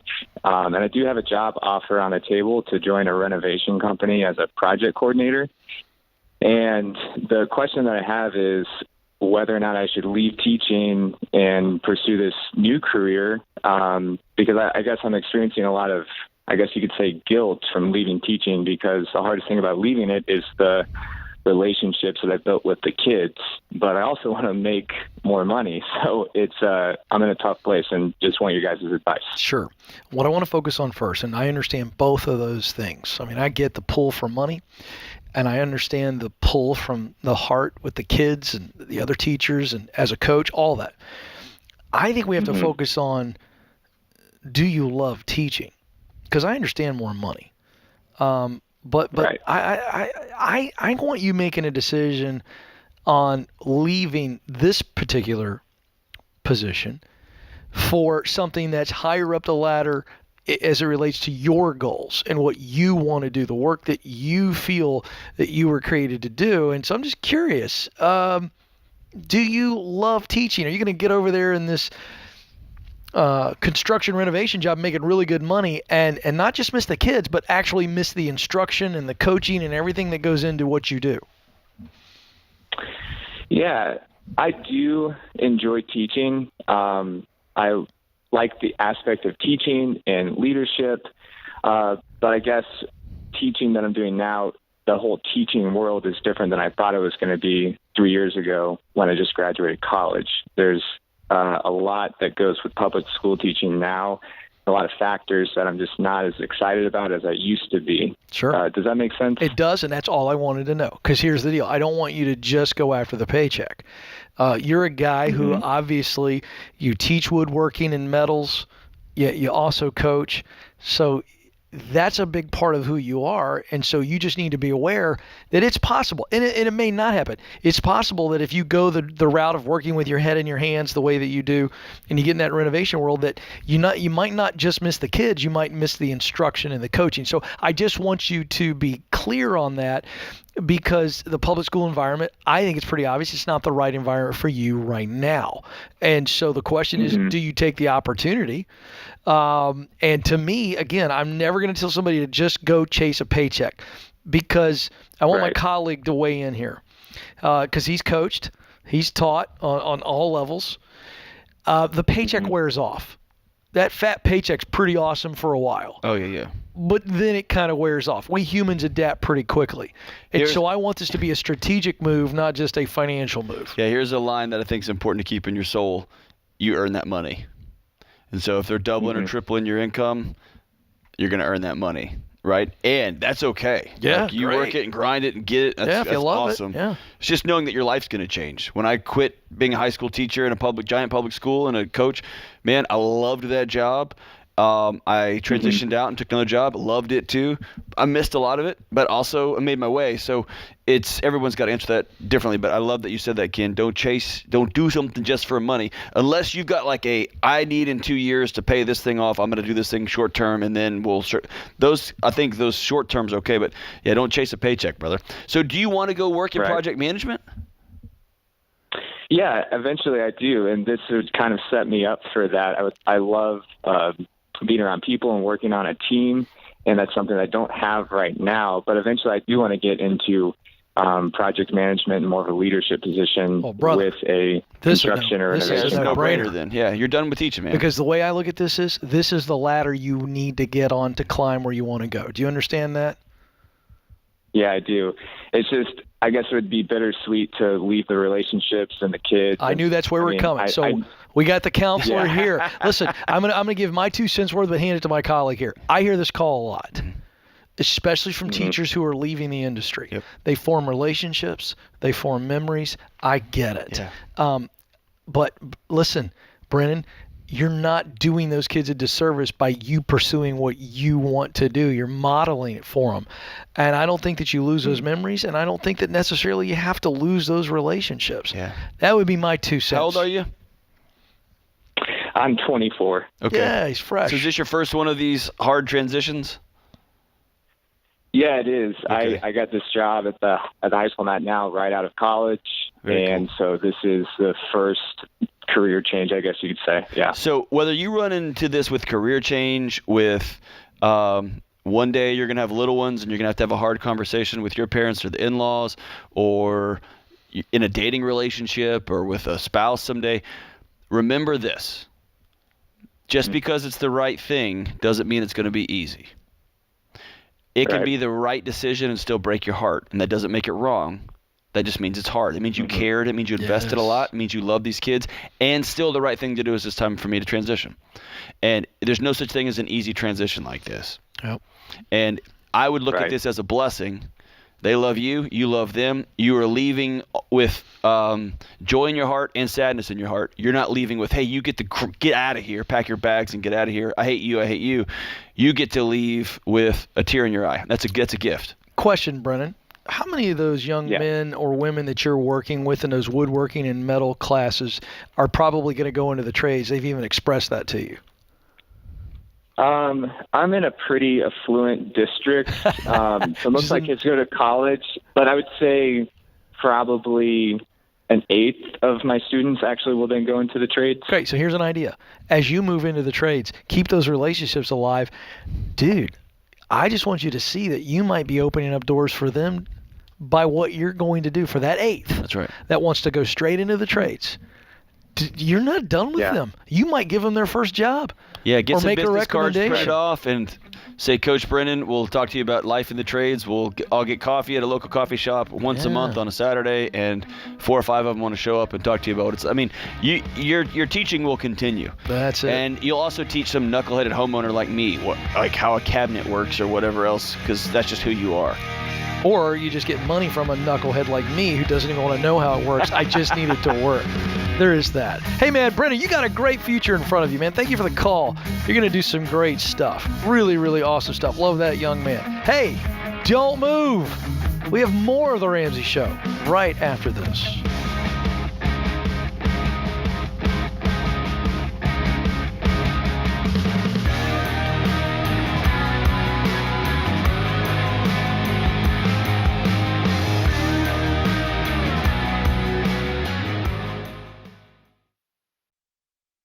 If you're considering a career in technology, I recommend Bethel Tech, and I'm not alone. Here's what Brendan said.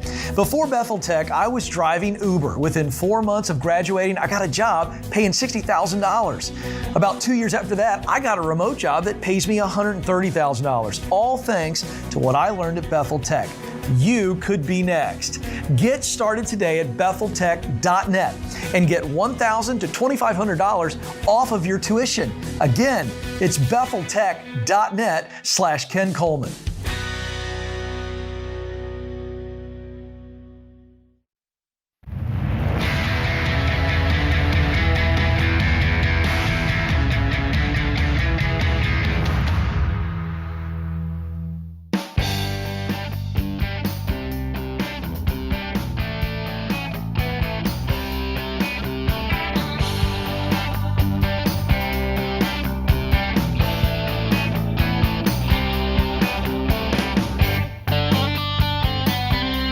Welcome back, America. You are joining the conversation here on The Ramsey Show. I'm Ken Coleman, and my colleague is John Deloney. We're here together for you, 888-825-5225. If you've been trusting your taxes to TurboTax for years, you're not the only one. They're the giant in the online tax service industry. But what you may not realize is how they're screwing you. Wow. Tell them, Ken. Folks, I got to tell you something. I'm interrupting the read because it's right there in front of me. And, John, I'm motoring through, and I didn't see that one coming. Not that that's a bad word, but, boy, that's kind of exciting. Bring it, kid. Whoever wrote this copy. It's hot. Bravo. Hot. I'm going to say it again. They're screwing you with their shady sales and marketing tactics. They lure you in with claims that you can file for free when it's anything but free for most people. And by the time you enter all your info and you see the real cost, they've got you. And you pay more than you really have to. In other words, they're screwing you. Have I made that clear? What's even worse, if you owe taxes, they smell blood in the water. They circle around you and sell you a loan, a credit card, or some other junk product. They'll help you get your taxes filed, but your main bread and butter is putting you, their main bread and butter is putting you in debt. So we have a problem with that, of course. So we took matters into our own hands and launched Ramsey Smart Tax. How is it different? For starters, you get everything you need up front. There are no hidden fees, no hidden agendas, just taxes done right for less. In other words, we don't screw you over. Go to RamseySolutions.com/SmartTax to learn more and put your old tax software on notice. That's RamseySolutions.com/SmartTax. Favorite all-time read. I'd like to volunteer to do that one every time. Hey, and for what it's worth, for those of you listening, I say this, I'll say it again. I used Ramsey. I just decided I'm going to try it on my own last year for taxes. I sat down at my kitchen bar area, knocked them out, and I've already logged back in to do them again this year. It's Way just to a go. great, clean, simple program. I'm so proud of you. It's awesome. I would use it if I would be allowed anywhere near spreadsheets and numbers. No, I just don't. it makes it so easy. I know, It's so easy. I know. All right, I'm going to do it. Are you? I'm going to do it. It's free. What I'm going to do is I'm going to get it at the kitchen table, and I'm going to FaceTime you.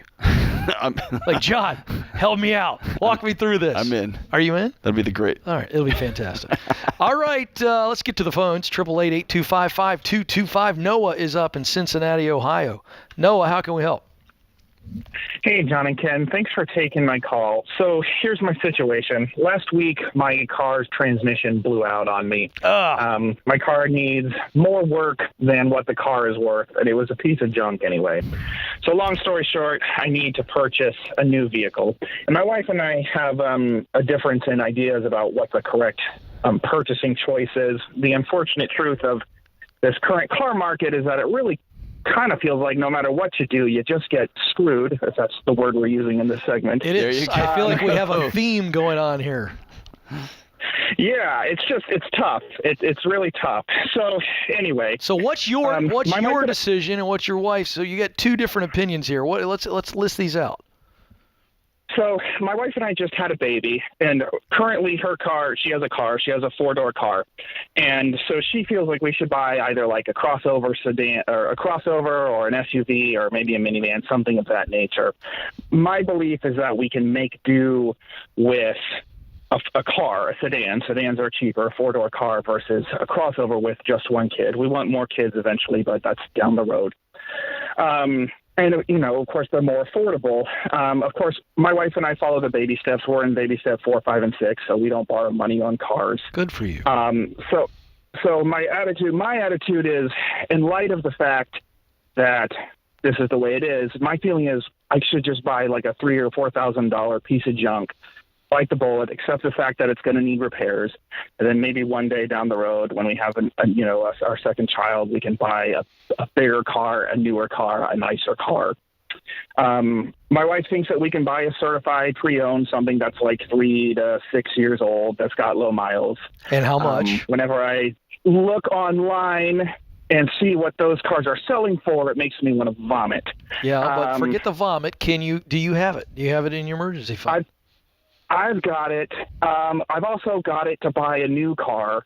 I don't want to. I know that Dave Ramsey's attitude is, you don't buy new cars until your net worth is really high. How much do you have? How much do you have set aside for the car? Like 25. Wait a second, dude. I got to bring my colleague in here. This is getting to be a major marital issue. You're telling me first baby. I've got it doesn't. Well, I know, but you're talking about a $3,000 to $4,000 piece of junk was one of his options that he led with. So here's what I'll tell you. That wouldn't be the car. That wouldn't be the car I'd be driving my baby around in. And we would take her, Yeah, would be my wife's car. Oh, I didn't catch that. There you go. So if you're asking me what I would do, I would do exactly what you just proposed. Or let me just tell you what we did in my house. Here it is. My wife we had 2 little kids, and her and the 2 little kids drove around in what would be now a 12-year-old Prius for 6 years. Mm-hmm. And it wasn't big. It wasn't nice. It was safe. It got them to where they needed to go. Actually, it was nice. It was fine. Great gas mileage. It got to and from. And now my son is about 17 feet tall.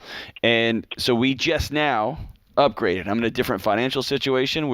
All the situations were different. So if I'm you, I'm not going to let a 22-pound little being suggest I need to buy a land tank if I don't have that kind of money right now. What is your wife driving right now? She drives a Nissan Sentra.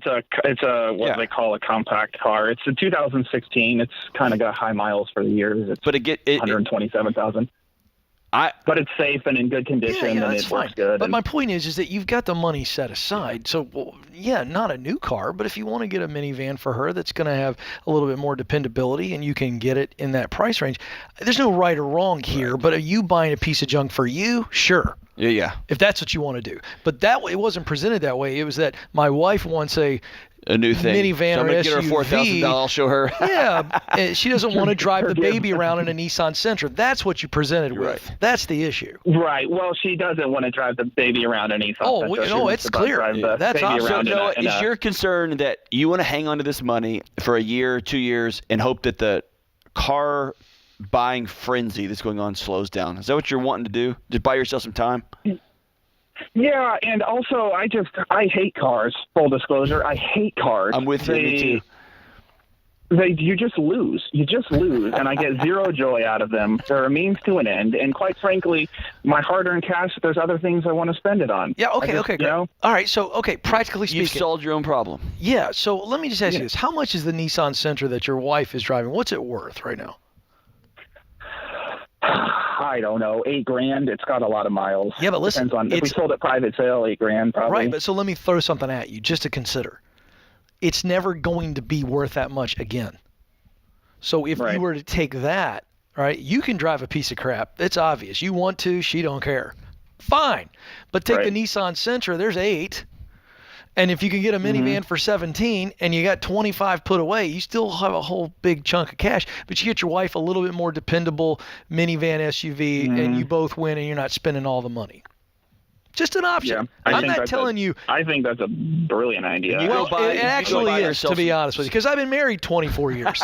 I'm trying to give you some marriage advice on top of everything else. You can drive a turd on wheels. Or Nobody go buy cares. her a used car and you drive the Sentra. And just call it good. If you know that car and trust that car, there's that option too. Yes. I'm trying to save his cash. So basically, you're kind of telling me that there's a couple of decent options in light of the situation. I'm telling you that most couples back themselves into a corner with these kind of fights, and then it becomes you versus me, and nobody wins when that happens.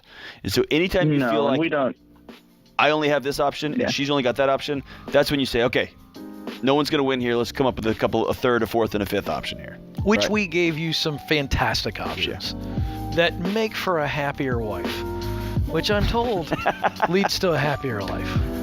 I say make her drive the Sentra. You can't make her do anything, but I say drive the Sentra. That's just me. Wow.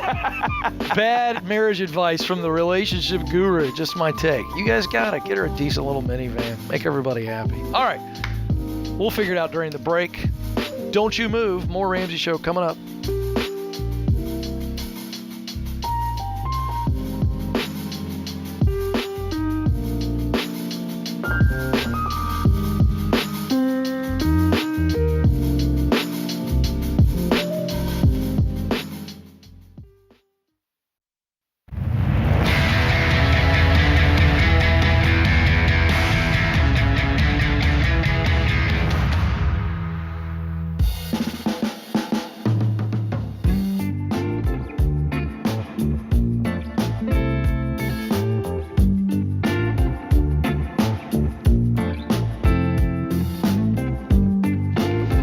All right, folks, welcome back to The Ramsey Show. I'm Ken Coleman, joined by my colleague, Dr. John Deloney. We're taking your calls about relationships, your work, your money. It's all intertwined. We want to help you win. The phone number is free. And if you're just on the edge, you're going, I need to call. Today's the day. Call 888-825-5225, 888-825-5225. Let's go to Orange County, California. Derek is there. Derek, how can we help? Yeah. Hey, Ken. Hey, John. Thanks for taking my call. You bet. What's up? Yeah. So I've got a question about a rental property. My brother and I, we own a rental property. We bought it in 2007. We made it through the Great Recession. It's cash flowing now. We just refinanced it a few months ago. So the goal is, pay it off as quickly as possible. But the question is whether I should sell it or keep it. It's sort of there's a couple dynamics to it. The my brother has really been the most reliable person. This was sort of a inheritance, and when my dad passed, we very young, so we kicked it into real estate because we don't know. So we actually bought two condos, so we sold one. But so my brother hasn't been the most reliable. So it's making it complicated to pay the thing off as quickly as possible. In other words, he needs the monthly money, but it's compounded because you give him the money and he doesn't really do much, so he's just kind of loafing around. So I'm torn, and I've been torn for years. I don't know what to do. On one hand, it's a connection between him and I, and my father's passing, and sort of a legacy thing. And on the other hand, it's my financial future that is at risk here. But so I really don't know what to do. Let me ask you a couple quick questions. Yeah. Thank you for the call, and this is tough. How much is it spitting off in cash flow after you pay? It's cash. Go ahead. Cash flow after everything. It's cash flowing about $700 a month. So $700 a month, and are you guys splitting that? $350 to him, yeah, $350 correct. to you. How much? Correct. How much do you owe on it? We owe right now. It's about $196,000. How much is it worth? It's worth about $450,000 now. Okay. Is there some type of legal binding agreement that you guys have to agree on selling this, or is this just straight up relationally we got to agree on this? And I mean, who's in charge, or is it split? It's split. There's no formal documents. There's no LLC, nothing like that. It's actually all in my name.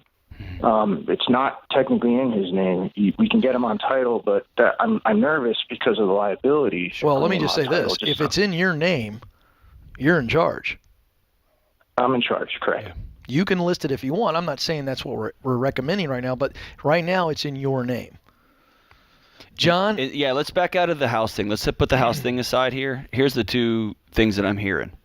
Number one, this is your tether to your father. Good man? Correct. Yep. He took care of y'all? Yeah. How old were you when he passed away? 22. How old are you now? 40. You still miss him, don't you? Yeah. Oh, yeah. Yeah.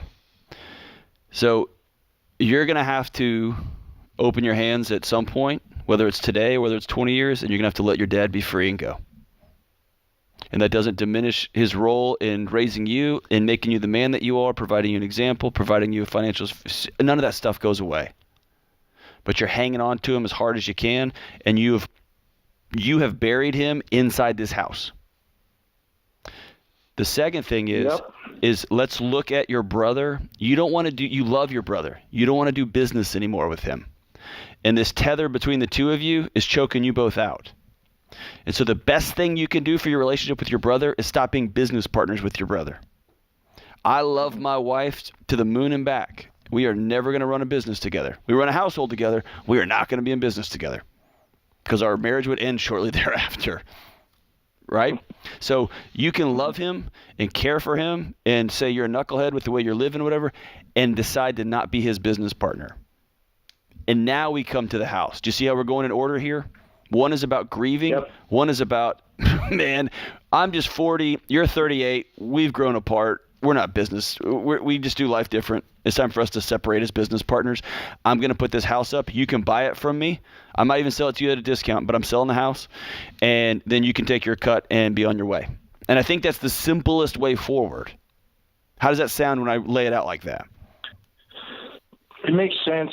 Part of this house has been I don't own a home. Where I live in Southern California, I'm working towards that, and selling it would give me a chance at owning my own, living in my own home. So it sounds logical when you lay it out like that. But, and it's okay to wrestle with this. There's a weight in your soul, man. We can still hear you hanging on, and that's okay. What's going on? What are you feeling after John laid that out? But we're also looking at the financial case. What are you holding on to? Well, you guys nailed it. I mean, it's the tether, and it's the tether between not just my father but my brother as well. So there's a whole lot of family drama beyond that for Of course there is. is. Of course there is. Talk about. But is your brother going to financially benefit from this? Yeah. Yeah, he would. He would. Time. Yeah. Big time. I know. I knew the answer. I'm trying to get you to realize that this is going to benefit your brother way more through a sale of the home than the $350 he's getting per month. You're going to hand him a couple of $100,000. Mm-hmm. So you shouldn't have any kind of guilt or feeling bad about this. I'm actually going to go back. I don't think it's unhealthy. John will correct me, and I can handle it if he needs to correct me. But I think I'd almost ask, what would Dad want me to do? Yeah. Dad did this. What's the best way to steward your dad's What would legacy Dad right want now? you to do for you? What do you think? Answer that. Well, you would just want to, make sure that we're, he would want what's best for us. I mean, I don't know another way to put it. Okay, I agree. So listen, you guys aren't making much money on this. I'm not trying to knock what's going on, but when you said, "Hey, Ken, it's cash flow positive," it's barely $350 a month for both of you. You got debt on it. There's risk involved, expenses. You want to be a homeowner. You both have a chance to take something your dad did for you and still remain healthy and both walk away. I think you got to present it as, this is a win for you, bro, and it's a win for me. And I think you just got to make that decision. I think you know what's right, but I don't know what you're afraid of with the brother, but you got to decide, are you going to resent your brother or are you going to disappoint him? If this is something that disappoints him, but you believe it's right, that's his choice. That's on him. Yeah. But if you don't do this and bro, you're 40, you're going to look up and be 50, you may resent your brother. And so that's on you. Do you see what I'm saying? Derek, here's what I want you to do. I want you to get some quiet time, about an hour by yourself, maybe 2. I don't want you to get a notebook. It can be a 99-cent notebook from Walmart, or you can get some fancy schmancy thing off the internet. I don't care. And I want you to write your dad a letter, and I want it to start like this. Dear Dad, I love you, and it's time for me to let you go. And I want you to write to your dad and let him know all of the things that about the man you've become in the 18 years since he passed, the things you're excited for about your future, the things that he has missed, and you're sad that he missed them, the ways you're carrying his legacy on financially, with your kids, with your spouse, all this. I want you to talk to him. And then at the end, I want you to tell him, I love you and it's time for me to let you go. And he's still going to be with you, but it's time for you to let him out of that house, and then you can start making the hard calls, the business calls, the nuts and bolts calls that you got to make. Because your dad's going to be with you forever, my brother, whether you own that house or not. Derek, you said it. Dad would want us to do what is best for us. Be okay with answering the question, what is best for me? Yeah. With this awesome property that he bestowed on you both. Hey man, sorry about the stickiness, but thank you so much for being vulnerable with us and calling us. The best is yet to be. Don't move. More Ramsey Show, more of your calls coming right up.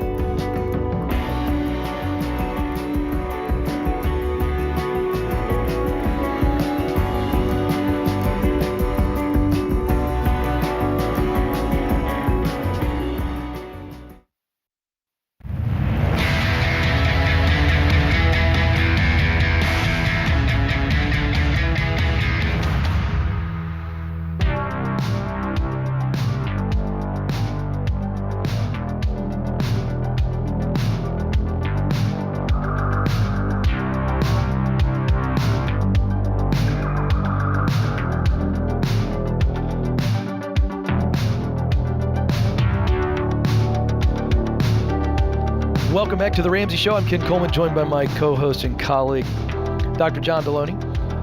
Today's scripture, 1 Corinthians 13, 6-7. Love does not delight in evil, but rejoices with the truth. It always protects, always trusts, always hopes, always perseveres. Today's quote from the legend, Booker T. Washington. If you want to lift yourself up, lift up someone else. Boy, that would be a great mantra for social media these days. Everybody wants to tear somebody down to lift ourselves up. What a great word that is. Wow, good stuff there. 888-825-5225 is the number. Let's go to Boston, Massachusetts next, where Raymond is on the line. Raymond, how can we help? Hi there.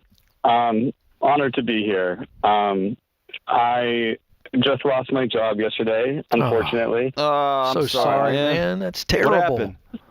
Yeah, thank you. So, what happened?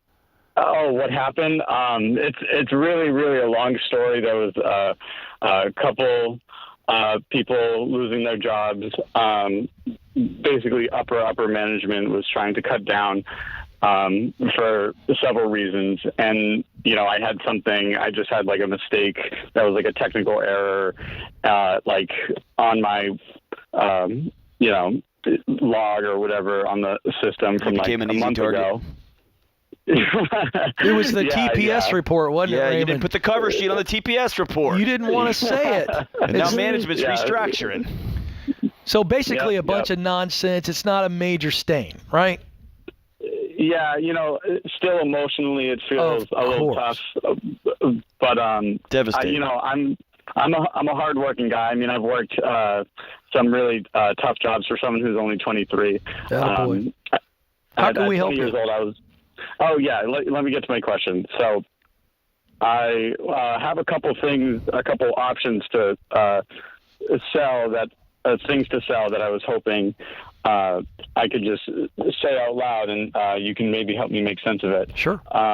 One of them is my car. I have also I have $3,000 credit card debt, and I'm in school full time as well.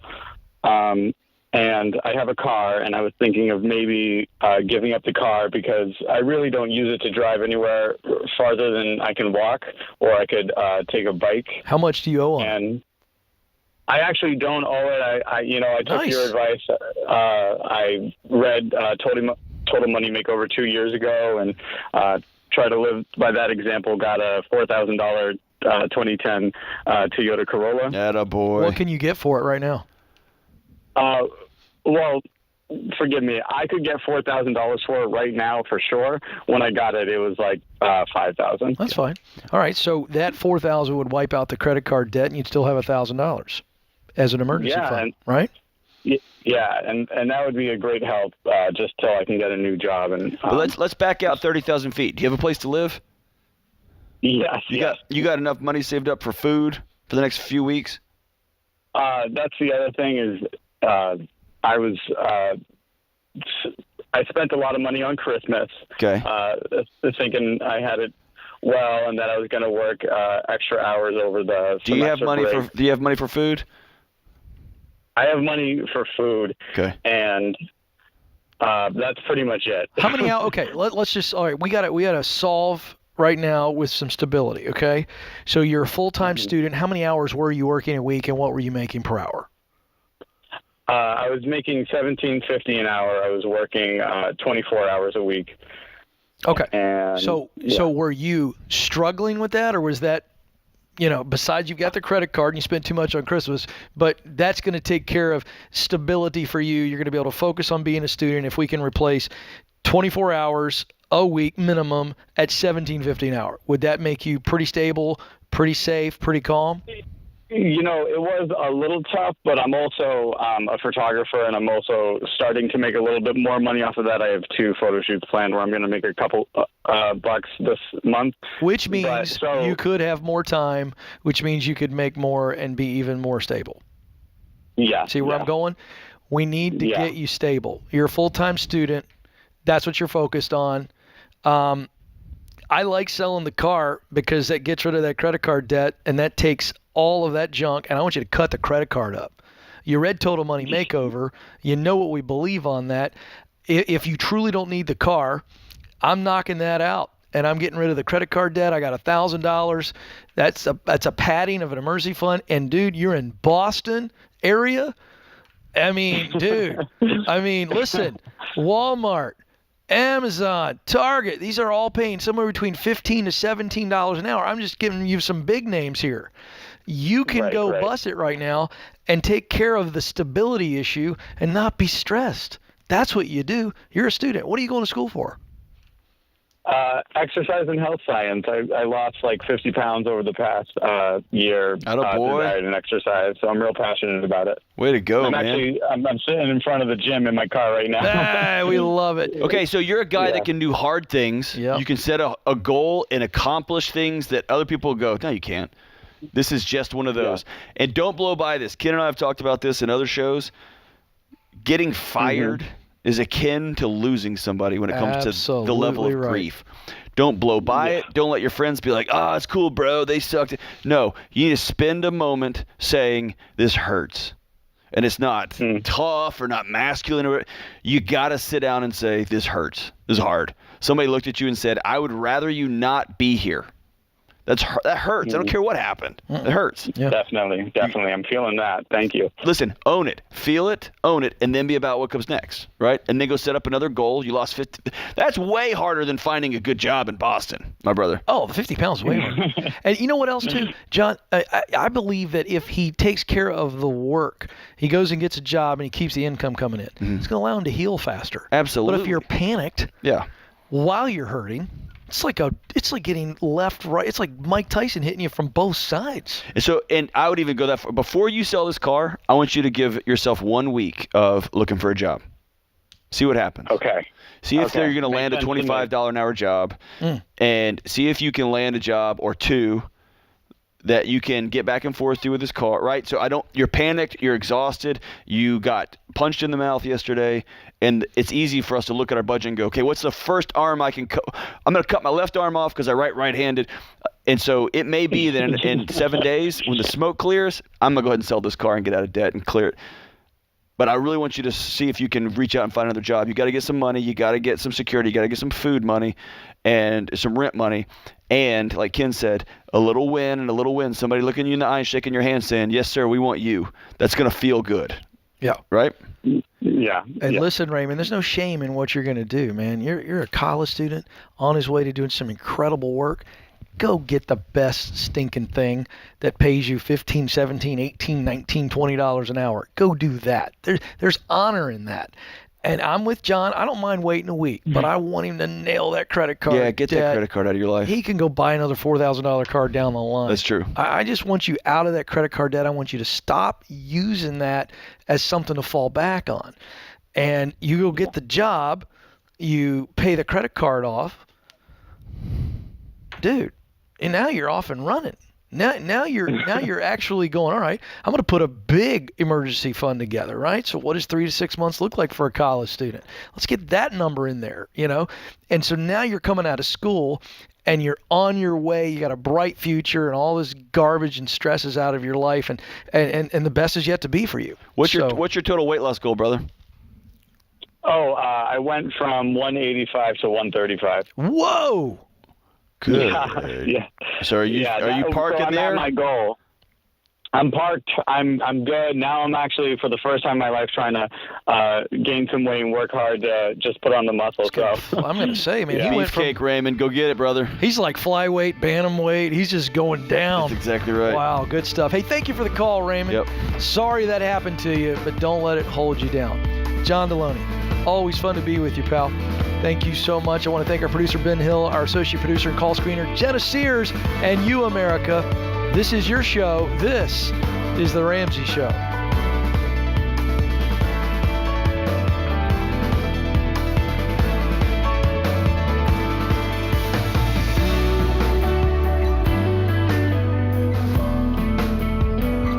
Hey, it's Kelly, associate producer and phone screener for The Ramsey Show. If you would like to do your debt-free scream live on the show, make sure you visit theramseyshow.com and register. We would love for you to come to Nashville and tell Dave your story.